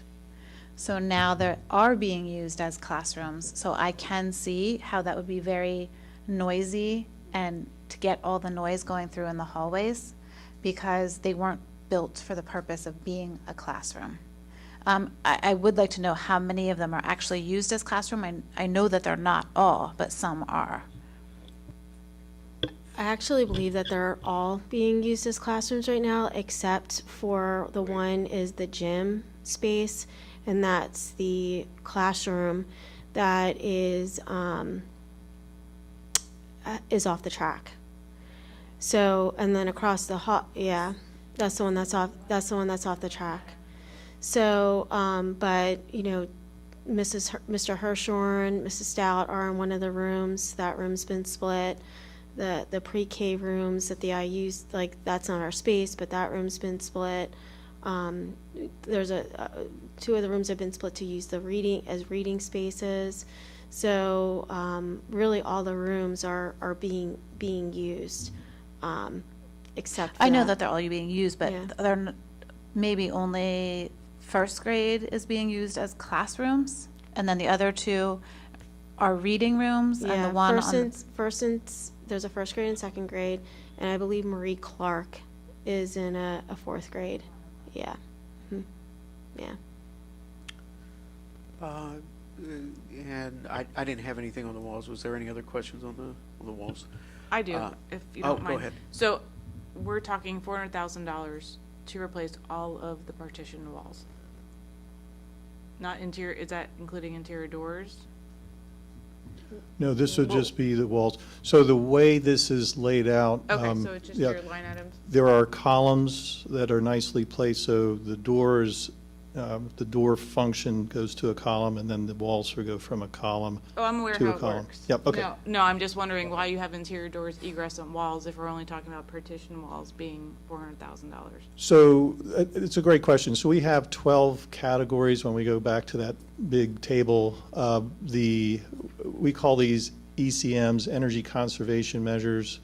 Under the law, there's energy savings that goes with most of these. We're allowed to have 15% non-performing. So it's just a labeling thing? It's a So- labeling thing Okay, because when entirely, I'm looking yes. at this from March, we have partitioned walls being replaced with fixed walls, $100,000. So this is like $300,000 more, so that's why I'm wondering if Yep. the doors mean we're replacing doors within the. We're not. No, Okay. this is, I don't believe we had all the functionality built into that number at the time. So that, I think just the drywall work, to build the partitions is probably equal to that number. But to add all the electrical, data, those sort of things, patch and repair. I just had a quick question on the HVAC controls upgrades. Can somebody just give me the quick synopsis of, the building itself? We're, still under 20 years old, I believe. What is the reasoning behind having to upgrade the HVAC controls to the Johnson Controls? How old is your cell phone? A rhetorical question. I had- Building automation systems I aged. could go back to a Nokia any day. I don't have a problem with it. Well, so the building automation systems age, and eventually their software, hardware is not usable or repairable or serviceable. So in this building, this is also a Siemens control system. They're no longer supporting, that is to say, I think the school district is not purchasing a service contract to support that system. The staff does not have access to it, so it's difficult to control. So what this is essentially converting this system to a Johnson control system, current state, current level, and then that would match the rest of the school district, so that staff can then see what's going on in this building, be proactive in terms of repairs, and that sort of thing. Okay. Does so that this answer? is- Yeah, so this is more for, the functionality of the HVAC units are fine. It's more for administration of the units. Correct. We will not be upgrading any of the HVAC equipment. It's mid-life. These are just like controller. This just is the controls, a Okay. complete and purely controls project. Okay. Yeah, that's correct. Other questions on this?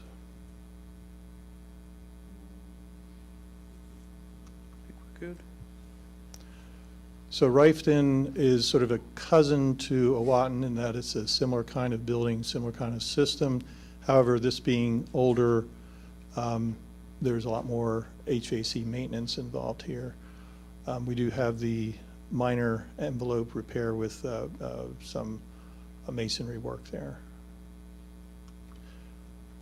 There's also the exterior work where there's been erosion over the emergency access roads. So the site repairs at the bottom is emergency access road repairs, masonry is there. The plumbing upgrades is the domestic hot water heater is failing. That's probably a new thing. We went into that room and found conditions that suggest that water heater should be replaced. And then the HVAC controls upgrade, that is a equipment upgrade of the water source heat pumps in the building, refurbishing the heat recovery units that are part of the ventilation system, and then replacement of most of the exhaust fans in the building, kitchen exhaust, kitchen makeup air system, and then general exhaust fans. And then an upgrade of the control system. Does this include the geothermal well field?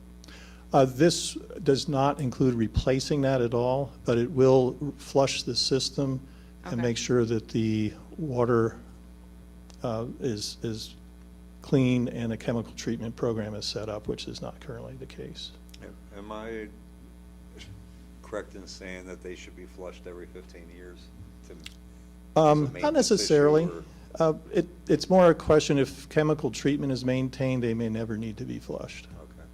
But this one, I believe, has propylene glycol, which can, how should I say, sour over time. And if that's not tracked and detected, then it can acidify, and then you do have a piping problem. So we'll be flushing that out to make sure we start fresh as part of the project. And then that includes a new unit in every classroom that we saw that when we went around the classrooms? Yes, most of those are in closets. There's 72 altogether. I think 4 are much larger than that, gym, auditorium, those sort of areas that have larger units.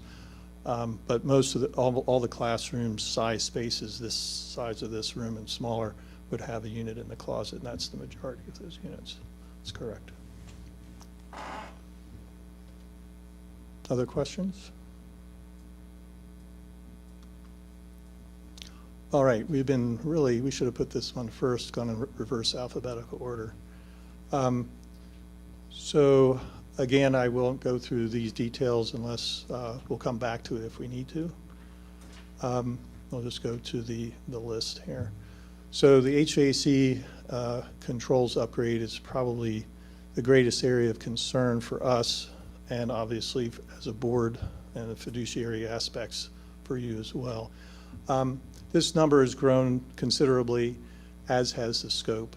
And what we're looking at here is equipment that is aged. Some of it is aged reasonably well. There are unit ventilators that are from before the 1992 renovation. The rest are from 1992, so they're 30 years old. They're right at a point now where if you don't replace them now, they might last another 10 years if we do a heavy renovation, a replenishment or refurbishment, of those units. So deep clean, get the coils cleaned out, make sure all the drains are working, all the wet ends, similar to what we did at the junior high. Our opinion is that they may last another 10 years, the ones that are put in 1992. And can be refurbished. We are refurbishing a number of those, and I don't know if we have that number here. Yes, we do, at the bottom half of the HVAC. So there are, where is that? And 60, replacing 60 and refurbishing 24? yes, that's the line, thank you. So that's the ratio right now. So there will be 24 that are in good enough condition that we recommend keeping them and carrying on, and the rest are either quite a bit older and are showing their age, or are at that point where you could wait to replace them, but you're going to need to do that soon anyway, within the next 5 to 10 years.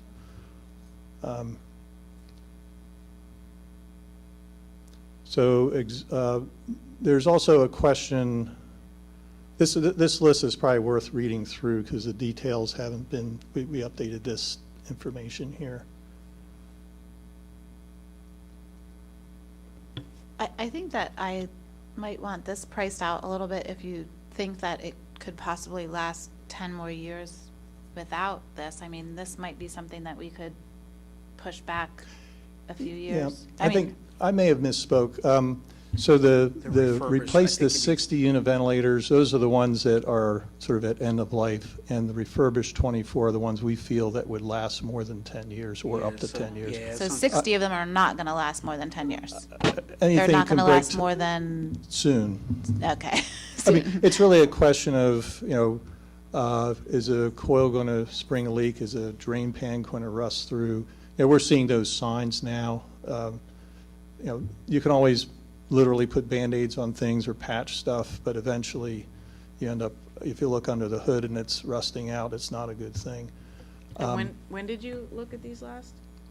Or when did you notice that they were We, going to end of life? within the last 3 months, we've gone through the Okay. school in detail. John, can you give an example of deferred maintenance that hasn't been done? I think he gave me one that they actually bypassed a unit because it shot. Yeah, there are a number of, so the air handlers that we're refurbishing, there's 19 of them and 27 blower coils. 4 of the air handlers have coils that have leaked, both the heat and cooling coils. So for example, in the gym, one of them is shut off completely. The fan is going, but it's moving air, but there's no heating or cooling coming from it. We have a concern. This is another area where there's a pretty big bucket of money. We have $600,000 for piping, what-if piping issues.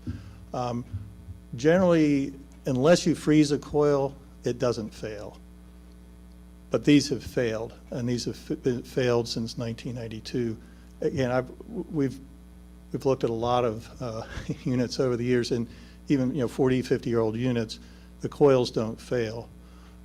So there's something else going on, and that's kind of a signal to us. So part of the cost of this is the piping from the coil back to the main is getting replaced. We're just saying replace it because we feel there's some risks there. And that $600,000 won't cover those small pipes, but when we connect to the piping in the corridor, if it doesn't look like it's going to last, we're going to replace it out of that money. To replace the entire piping system would be close to $3 million. So we're taking some risks that it's going to be a limited amount. But when you told me about the ones that they shut off or bypassed, it's basically because the coils were eaten out from the inside? That's correct. Yeah, there Meaning has, that they haven't been treating the water? So it's like you have a softener in your house? Right, so that's what they're finding at the high school. So we have concerns of what impact that'll have on the chill water side with the chiller plant. So the chiller here, what we list as our scope of work, which is different from what the administration asked us to look at. But as we got into the details here, we felt it was responsible to bring 2 options back. We're going with the more expensive option included, which is abandon the cooling tower that's out in the parking lot. That's the way to the school, I think. And remove the existing chillers. They were put in 1992. The refrigerant is no longer manufactured. And I'll get into more details on that if you'd like. And abandon, essentially that plant would be retired. Remove what we can, abandon what makes sense financially to abandon, and then install new air-cooled chillers on the roof. So that would include structure, access platform, piping down. There's a second chiller plant that's in the building that's also aged out, so that would be removed. The capacity of that would be connected to this new chiller plant.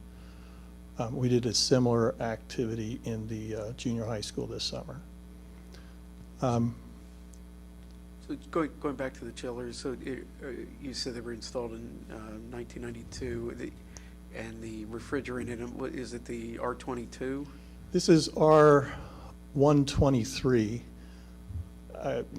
Are you ready? I'm ready. So it's a negative pressure machine, so that particular refrigerant runs at a vacuum.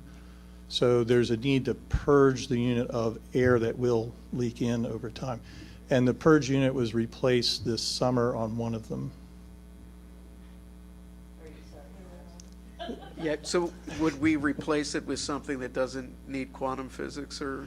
Yeah. So we tend to avoid nuclear power chillers just as a policy of our company. So we will be putting air-cooled chillers, which will do a couple of things. It'll give you a warranted product. It'll last, starting brand new life. It'll be a current refrigerant. There's been a lot of changes in refrigerants, and thanks to Sherry, I won't go into the details there. But you will also, with an air-cooled product, not have ongoing cooling tower maintenance and chemical treatment costs, which, if they're being done, is usually $2,000 to $3,000 a year. So it'll just be a maintenance savings outright. Energy savings also. I'm just taking offense to all this because I was in the high school during the 92 to 94 time period, and it makes me feel old. Like you keep saying everything's outdated. We will age to perfection. Chillers go the other way. I know how you feel. I've had the experience of replacing, now in my career, equipment that I designed and caused to be put in early in my career. It might be time for me to go. How about this? People mature, equipment age. Yeah. I have a question regarding the water. So you're saying that the pipes are, eroding from the inside out. So is this due to the chemicals that were with the cooling towers, or is this because of the quality of the water? Great question. So there's really, there's three systems in this building. There's a chill water loop that's self-contained, a hot water loop that's self-contained, and a condenser water that goes out to the cooling tower. Condenser water takes the chiller, the heat from the building, pushes it outside. The condenser water is exposed to oxygen. Cooling tower is transferring water, dropping water, air is moving through it. It's has oxygen in it. And that's where chemical treatment's most important, is to manage the oxygen in that water. The other two systems, chilled and hot water, should be in closed systems. Once the chemical treatment's applied, generally it lasts a while. I mean, there's quarterly tests and things like that that should be done just to make sure pH is in the right range, and a few other things that are checked out there. If there are leaks, and it's a piping system, there can be, makeup water is introduced, oxygen comes in with that. So again, you have something to manage oxygen if there are ongoing leaks or occasional leaks, or system is flushed and refilled from a maintenance activity. Does that answer your question? So what's the life expectancy then of this system based on the new? It's a good question. So I mentioned is, rule of thumb is about $3 million to replace the piping system. We're assuming there's some life ongoing for the larger diameter pipe, which has a thicker wall. We understand there have been some leaks in the building in various places. We're assuming all the small diameter pipe should be replaced. That's going out to the equipment listed here in this list. So that's included in, oops, I'm going the wrong way. That's included in this $13.8 million cost there. So it's a great question. Don't have a solid answer for that without doing, take some pipe down and take a look. We know that in the junior high school, we did have some occasion to take some pipe out, and that was in reasonably good shape.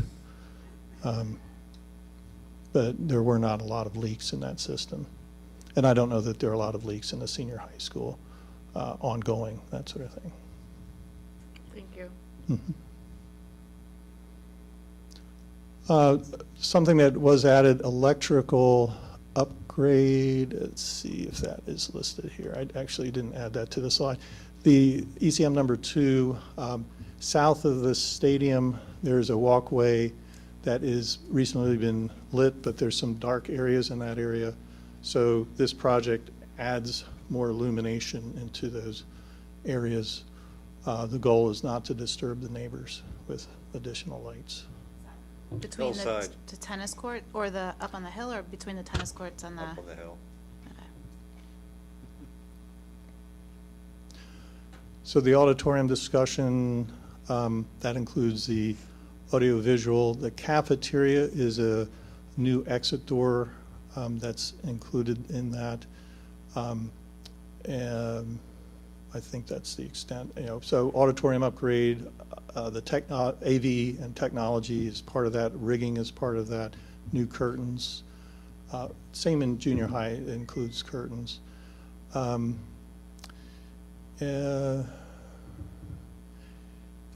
New seating is included.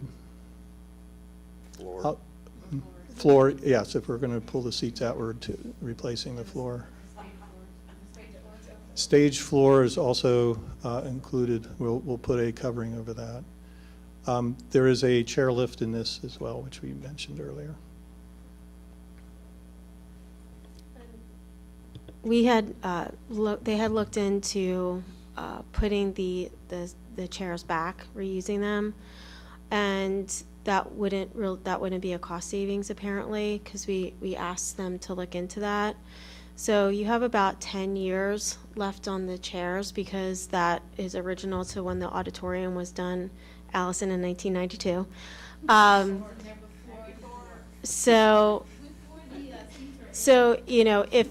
if you don't want to replace the chairs, then you shouldn't really replace the floors either, because then if you go to pull, it won't make sense. But there are some areas, that the tile, they'll have to do something with like the linoleum there because it's missing, and that could become a tripping hazard. So the auditorium, while it might look more aesthetically pleasing because of these upgrades, some of it has to do with because of functionality, safety, lighting, so people won't fall, that sort of thing. And obviously the stage, the rigging, the lighting, and right now, as Brian mentioned, what we discovered this spring was because our sound system doesn't function as best as it can to meet the production needs of our shows and the students' needs, and when we have different things, they've been running them, and to the tune of about $7,000. So.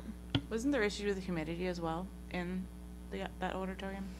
I'm not quite sure, John, if you can speak to that, but the soundboards around them, around the auditorium are warping, but I don't know if you know why that's happening, if that's what is causing it, but some of them are definitely warped. I'm sorry, sound? Like those sound The panels, square whatever, panels? yeah. Yeah, so included in this work, there are some improvements of that. There's one underneath the light booth that is particularly noticeable.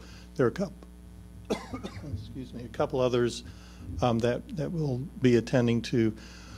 Included is painting. So there's another option which we didn't price because it was a considerable upgrade and we already knew we had budget concerns, so we didn't put that forward here. But essentially, where we'll end up doing is making sure the auditorium aesthetics are good for another 20 years as is. So we'll refresh the paint, the acoustical panels will be taken off, rewrapped, or replaced, whatever's cost effective there to do that. Probably the main driver here, about half that cost, is the audiovisual systems upgrades. And that list is fairly long, and we'll, at the next meeting, happy to break that down in a lot more detail. As, to the extent that you want. If you would like, we could probably send out that scope of work, what's written down, to you, I'll say with a smile on my face for your reading pleasure. It's actually a very good proposal in terms of what it's covering and the types of systems and how it's broken out. It doesn't have all the detail, like how many counts and that sort of thing, though the numbers reflect the range, and there is an explanation as to how this, there's a range of price, and the higher end is better manufacturer, more mics, and that sort of thing that we've talked about before. The floor repairs are primarily, I don't remember exactly how many stairs, 18, 17 stairs. The alphabet runs long in the stairs and the ramps. I think we get up to, I don't know, you didn't look at that. I think we're up to W or V or somewhere way towards the end of the alphabet in terms of the ramps on the architectural drawings. All those ramps have various, and stairs have various levels of decay and are tripping hazards. We did see duct tape to try and keep things together there. So we'd recommend making sure that's taken care of one way or the other next summer. The stormwater management at the senior high, I have to think about that. That's outside the cafeteria. Oh, door, yeah, door- of course, door. yeah. Every heavy rain, if you Total- don't throw sandbags, it goes right into the cafeteria. Total return. So, yeah, now, yeah, you may recall this colorful upper right-hand corner diagram that we probably went painfully through last time, so I won't do it again. But, yeah, so that's what that is. A couple things about contractors that we use. Where possible, we use contractors that are already doing work in the district. And all the site work, either stormwater management or site work, is a contractor that's already doing either landscaping work or other. We contact, do you do this kind of work? Yes, we do. They came out. They're very professional about how they attacked the solution to the problem, and we felt pretty confident in how, if this moves forward, that they would be able to resolve the issue. The interior door and egress walls, again, labeling might be a little bit off, but there's a door to the boiler room that apparently the maintenance staff will find students in the boiler room even though the door is locked, so there's some concerns over getting that enhanced. We will replace the door, keep the frame there. And then the band room, or the storage room for marching band equipment off of the stage has a door to the outside where that's loaded into a truck. That door is needing to be replaced. So You can those feel are the the, cold air coming right through it. yeah. It's The a, door's beside the garage door, yeah. yeah. Yeah, I think they store the risers or something in, right off there. Yeah. And occasionally if someone parks their car there and has their exhaust going, you can smell the exhaust, because it comes right under the door. Any other questions on this slide? I just have a question, and forgive me if I missed this. Did you talk about the underground tank at the senior high? Yes, Okay. and we talked about that early, and there is a 10,000 gallon tank. It's at the Right below lower the parking baseball lot field. near the baseball field. And this is another one where, so in this building costs, there's the 600,000 we're holding and would be transparent to the school district for piping. And then there's the $150,000 for the underground tank, similar story as Jackson Hole. So that's 900,000. Is there any other added for any of the other buildings? Nothing that we've identified yet, that we have risk management throughout the project, just because when we take down a ceiling, what's above it, that, under a traditional delivery method, we didn't know that was there. That's going to be a legitimate change order to a school district through a normal design bid build process where the school district owns that risk. So we do have risk in the project. As we go forward, we will be breaking some of that out, and some of it is probably ours to, manage, not transparently. I think again, just kind of going back to the breakdown, is really helpful, because I think if you would have somebody from the public looking at those costs that are there, some of the things that would probably come up is, we just spent $4 million on building a new transportation garage. It's a whole new building, HVAC, all the units in there and everything else, and you're gonna have some people that may question this and look puzzled and say, why is this so much? I think even then, when we found out that the transportation garage was gonna be $4 million, that was prior to me joining the board, but may have been a little sticker shock from the original quote. But those are the types of things that are definitely going to come up in question, and not knowing what the breakout is of those charges and why it's so much.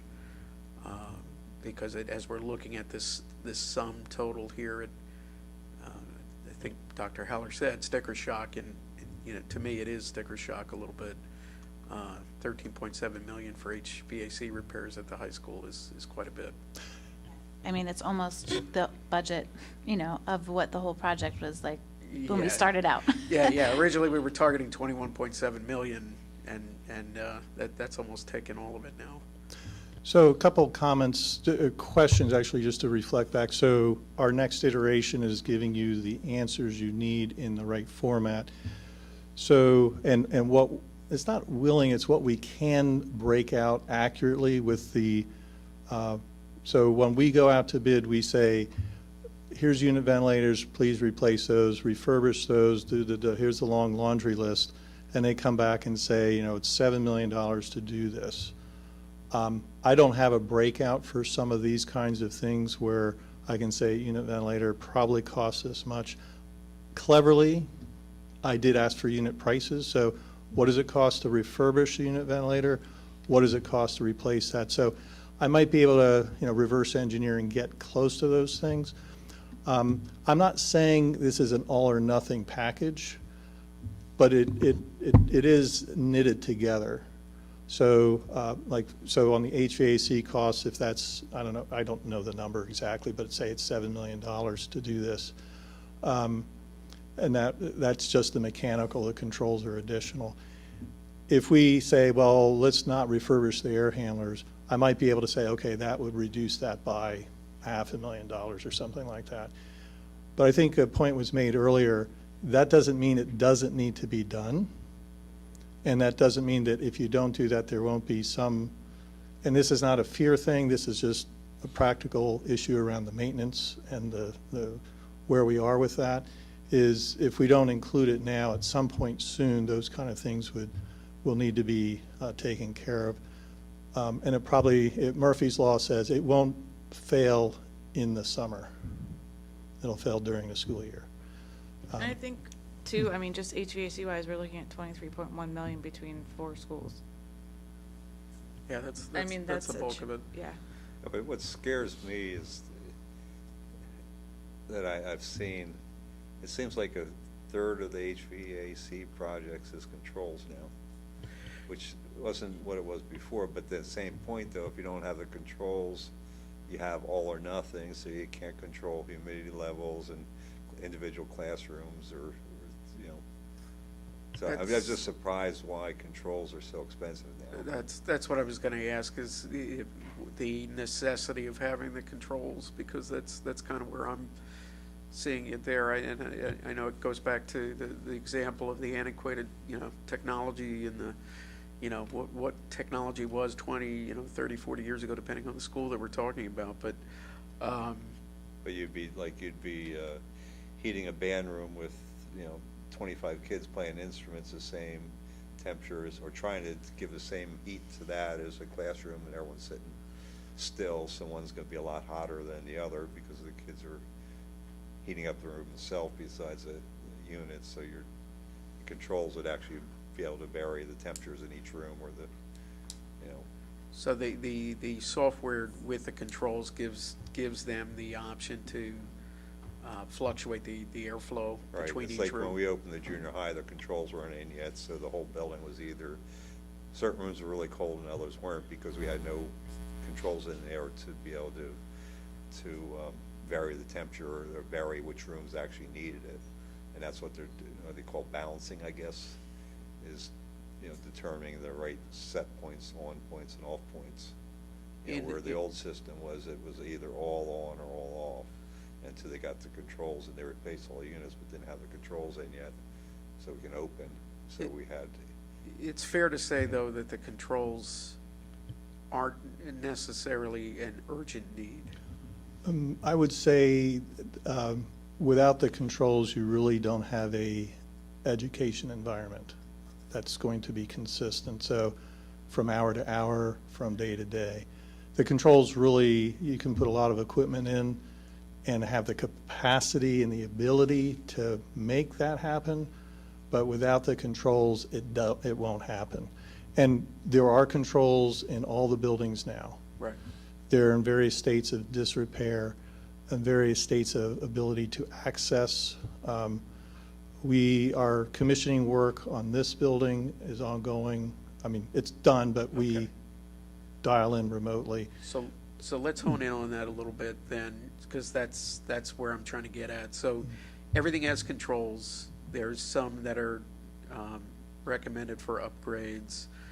The ones that we are talking about upgrading, you had mentioned this, some are in a state of disrepair. So that's what schools are we talking about there that actually have bad controls? So the three top line, the three Wright schools, Owaton, Rifton, and the senior high, are the only buildings in this project going forward that the controls would be upgraded. In the other buildings, I think was mentioned earlier, there are HVAC upgrades. Right. And if someone says HVAC upgrades, implicit is controls. That's that if you're buying the mechanical work, you're buying the controls work. So when we talked about Owaton, it at least the message it was kind of conveyed to me was it wasn't necessarily that the controls were bad.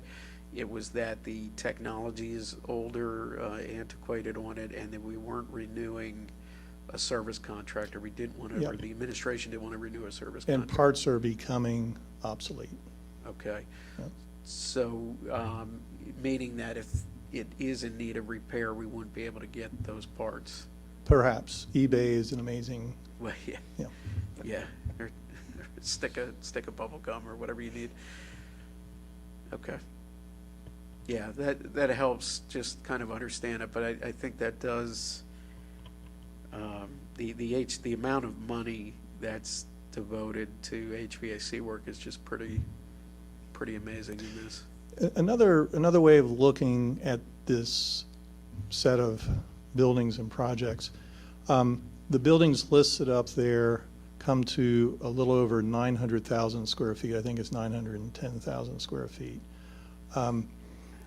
So if you were to, our rule of thumb, a way of looking at things is normalizing, take a building, divide it by its square footage, and does that number make sense in terms of industry standards? Or if you woke me up in the middle of the night and said, hey, we need to upgrade our HVAC, so we're going to build a new building, how much does the HVAC system cost? I'm going to say so much a square foot.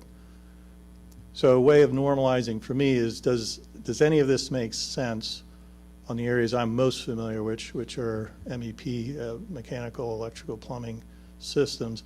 These numbers are far less than new construction. So it's essentially a repair of the system, a renovation of the system you have. So if you were to build a new school and everything was free except for the mechanicals, you're probably at about 30 cents on the dollar, 40 cents on the dollar. I can run those normalizations if you'd like and just say, here's for these various categories. It may not be meaningful because it may or may not be what you do, every day for a living. It helps me target and say, okay, what we're bringing forward is not, it's not at the high end of where new construction would be. It's not at the low end of where new construction would be. It's below that. So I don't know if that, it's expensive. When I look at, if I had this money, what would I do with it? It's a really big number. When you take the high school at 311,000 square feet, and it's got if we go back to that count of equipment, there's 300 pieces of HVAC equipment. Some of them are very inexpensive, some of them are very expensive. But if you round that out and either look at a cost per unit or cost per square foot, the numbers, you have a lot of equipment, so the cost per unit is not outrageous here, from that standpoint. So if you try to normalize things around those numbers, but the high school's a big building, and the costs will be higher. So as we were kind of mentioning before, if administration breaks out their priorities for, getting, let's say, the first half or first third of the projects that they want to prioritize for the bond for the first year, is there any restrictions to deprioritizing the controls but still doing the other HVAC work, or does that actually cause us to have more problems by doing that? Yeah, the existing control system, for example, in the high school, if we put new equipment in or renovate and put the old controls back in, Yeah. Johnson eventually would call you and say, we can't support this within a few years in terms of obsolete, again, parts and things like that. Right. They're very close to not being able to support. In the junior high, they were not able to supply replacement parts. Yeah. And the controls manufacturer that's on the other schools, did you say it was Siemens? Siemens is in Owatton. That's in Awan. Do you know what's at the high school? Everything else is Johnson It Controls is Johnson Controls. today, Okay. yeah. Those are only options? Oh, no, there are many controls companies, but you have, I guess what I would say, Johnson Controls, you get good value from them. There may be lower cost controls out there. That doesn't necessarily mean lower quality. But the more control systems you have, the harder it is to look at the entire district from a maintenance and preventative maintenance perspective. If Yeah, you're- I'm looking at it from the because I pay taxes in this township too, in this school district. And I think when you talk about sticker shock, I think when the average taxpayer looks at, as Julie pointed out, what we're spending on HVAC in those three buildings comes very close to the original amount we were talking about borrowing with what's his name, Jamie, right? Right. And I think the question we have to be prepared to answer is why? And we can't just keep saying the pandemic, supply chain, cost of materials, and cost of labor and availability of labor. I think they're really gonna hold our feet to the fire. Yeah, so there's really, those things that you listed are a piece of this. It's definitely not the whole story. The real story is the original scope of work was not identified up until recently. The original scope of work was not inclusive of the need of the building's systems.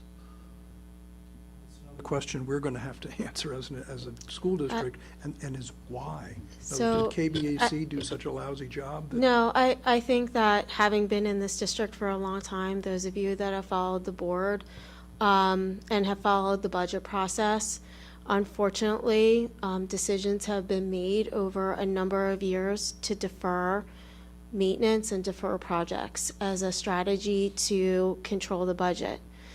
As we presented during the budget process, that really wasn't a great strategy because they most times still raised taxes, and then they took from the fund balance, and then these things still didn't get done. And then there was no money allocated within the budget to continue with the maintenance of things.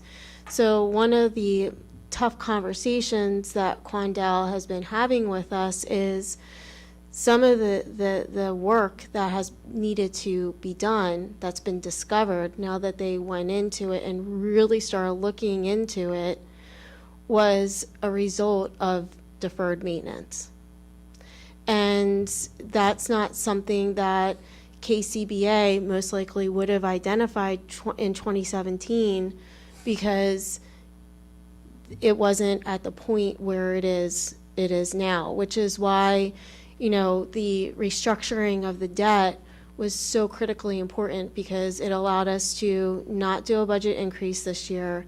It lowered our debt service to help us develop a balance where revenue equaled expenditures, but it also allowed us to create that money for maintenance, which has been lacking over the years, or which was cut out. And that's crucial. And we're not the only school district that's kind of grappling with this.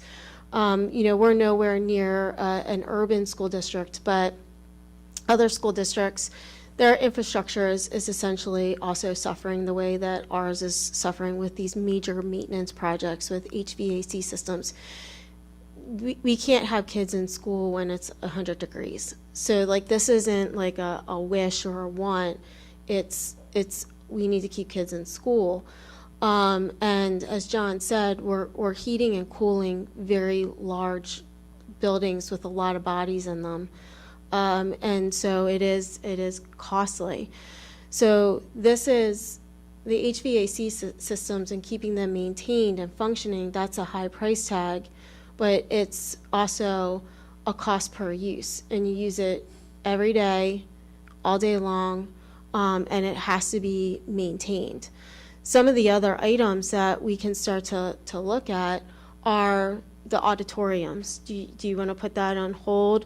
You certainly can, but eventually you're going to have to do something with them, because some of the equipment in there is absolutely failing. So you can continue to piecemeal things. That has been the strategy in the past, and I'm not saying you shouldn't, because ultimately it's up to the board. You represent the taxpayer, but it's still, at some point, it's going to need to be done. You can lower the quality of the things that you're putting in, and the district has used that as a strategy as well. But when that strategy's been used, then you're just replacing it more quickly. Yeah. So you're just kind of throwing good money after bad. The part that I think that's important to emphasize, because it is sticker shock, is that the way Brian has structured the budget right now is by borrowing this money, the debt service isn't changing. So the payment is a payment. It's what is going to cause us to raise taxes are all the other things of meeting contracts for employees, which is, as we shared in the past, that's the biggest part of your circle. And then all the other things that we can't necessarily control, like electric and water and just other big price tags like that, because we are a district with 6 school buildings, an administration building, and a bus garage that, maintenance is a high ticket item. And if you don't maintain your buildings and you don't do it regularly and you don't upgrade things when they need to be upgraded, this is where you're at. And unfortunately, everything right now is starting to become a priority, and that's kind of what the hard realization was for Brian and myself as a taxpayer. That was the really tough realization that we kind of were coming to. And so if there are things that we can, take off the list, like they're coming off the list. Like that's what I said to John, like, what can come off this list? So we already are aware of that, but it's also important that as the board that you realize the scope of what we're kind of dealing with, and then we can tell you our opinion, they can give you their, opinion as to the length of equipment, literally how much time you have, because that's what it boils down to with some of these major systems, how much time you have before it's kind of like a catastrophic failure. Sure. And it needs to be replaced, and then it's like, oh my gosh, you don't have heat, oh my gosh, we don't have air conditioning, and then we're scrambling to fix it, and then we also haven't prepared because it's a $13 million price tag, and we don't have that sitting around. So that's kind of where we're at too right now, and it's a concern. And if we didn't present the whole picture, the good, the bad, the ugly, and then scale back on removable walls and, not, instead of having 40 high-tech drop-down microphones, we scale it back to 20 to still get the job done. If we didn't present it all to you, that would also be unfair because ultimately we can give our opinion, but you have to make the decision, if that makes sense. Well, first of all, thank you. In asking that question, I was hoping to hear what you just said, because I've heard about 90% of what you just said, either from you or Brian, over the last 2 years. And I just wanted to reframe it and restage it, because we will get questions. You will get questions, we will get questions as individual board members, as a board as a whole. And that was a just short of brilliant exposition and explication of where we are right now. It won't answer everybody's question. There are some people who will say, well, I'm not going to spend, $19 million. Well, you've just given us the reasons why we do need to do this. And the kinds of cuts that you've been asking Quandel to make and that you would like to make, I think we can make them. They're judicious cuts, because they're not necessaries to have. I think we all like pretty, but Yeah. sometimes, you don't need pretty to be functional. But we also know that there are some other things that they're going to turn out pretty, but it was because of practicality. It needed to be redone. That's why we didn't have the turf field up here, because that's something that does not need to be done right away. It will need to be done, and it's right now a $700,000 price tag. And if we wait however many years longer to get it done, we could be looking at twice that amount. I mean, Now, that's not the one that Legath. this is just our only one. This is our only one. Right. But if we can certainly wait on that, we can certainly wait on that. But then when you circle back around to do it, Sure. it could be double that amount, it could be triple that amount. That's the hard decision that we have to make. There's the one that we have right now, great, is it fine? Sure, but it's gonna have to be replaced for the safety of the Sure, students. yes. And, Like the track that we put in, what was that, 3 years Right. ago? Yeah. right, Yeah. so that's where that's I mean, what kind of. that came down to a tripping and liability hazard, and we really had no other choice. These are the tough decisions, and, we hope, PlanCon 2.0, when Brian and I listened to that explanation, we were disappointed that it wasn't what it had been, because it would be better cost savings for the district, most certainly. However, if this other piece comes through, this isn't a bad option, and what we suspect is, because as I stated, we're not the only district that is grappling with deferred maintenance, because that's the stuff that's cut first. So by even the state helping us with bringing back PlanCon 2.0, I feel kind of silly saying that, that will help the school district manage some of these mounting costs, because we're not the only district cutting maintenance money out of a budget to manage and keep taxes lower. Yeah. And the other thing I want to add is, a lot of our equipment that we're looking at here is at end of life, or it has been past end of life. One thing I noticed when I first started here, they were finishing up Lorraine and Jacksonville, and all the unit ventilators are out in the parking lot. It's like, why aren't they taking them out for scrap? No, you got to go through, our guys want to go through them first to see what parts they can use in other buildings.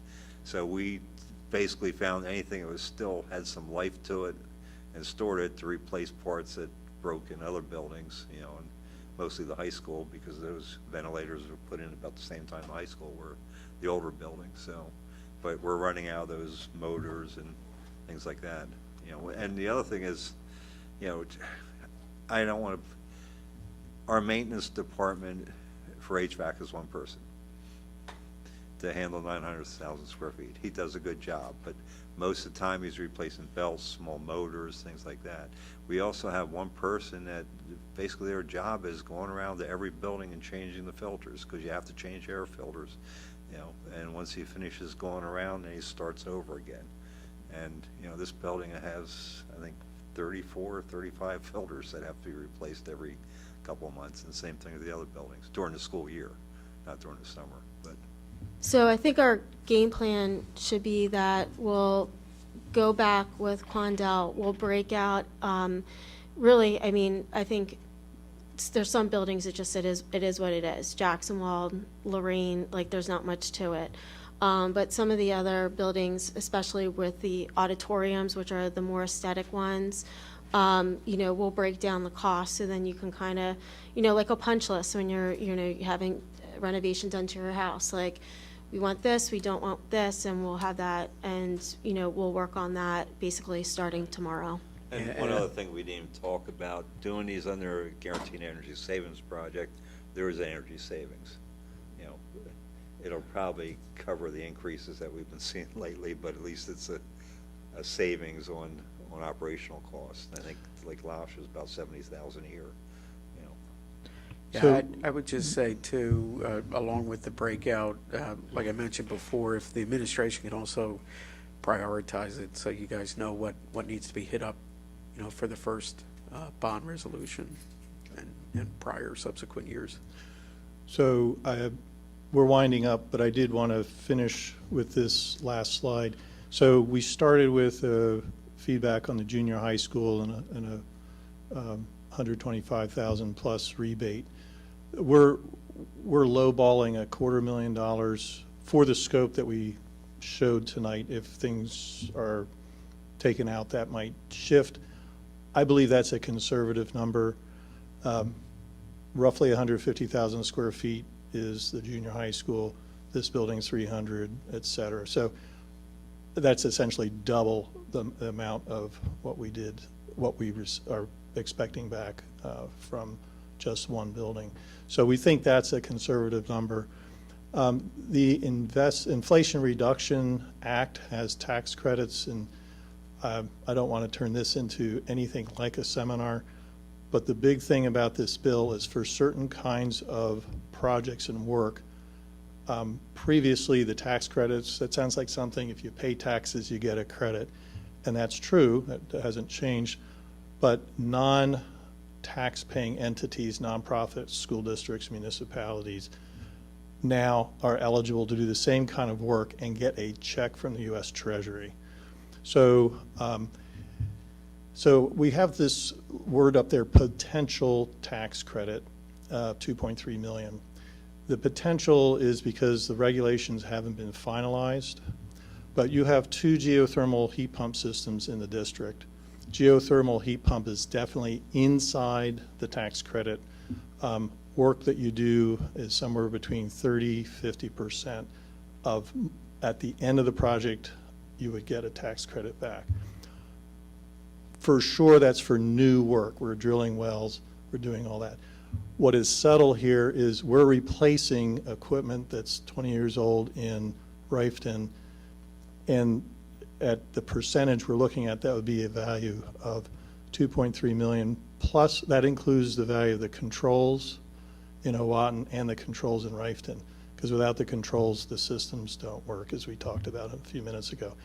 So I don't want to hang that up and say, hey, this is real money, because I don't know that yet. But these rules are going to be promulgated. We've asked a number of tax experts in the country to weigh in on this. And I just sent another email today to say, how does this look? Any news? And because this isn't like right down the middle, brand new system, it's a no-brainer. This is a subtle play on that, and may take a little time for the IRS to be able to say, oh yeah, that qualifies. So again, this is not a carrot to dangle out. It's just to say, just as we are tracking rebates and making sure you get that value, we're doing the same thing for potential tax credits. This probably may not be current thinking, so we'll pass through that. I think we've asked a lot of questions tonight. Thank you. If there are any others, I'm here. So this video will be posted, as will both presentations, and then we will get working on the next set of information, and then work with the board to schedule the next meeting, which will be sooner rather than later. And we should be able to announce the date, I think, at the board meeting this coming week. Thank you. Thank you.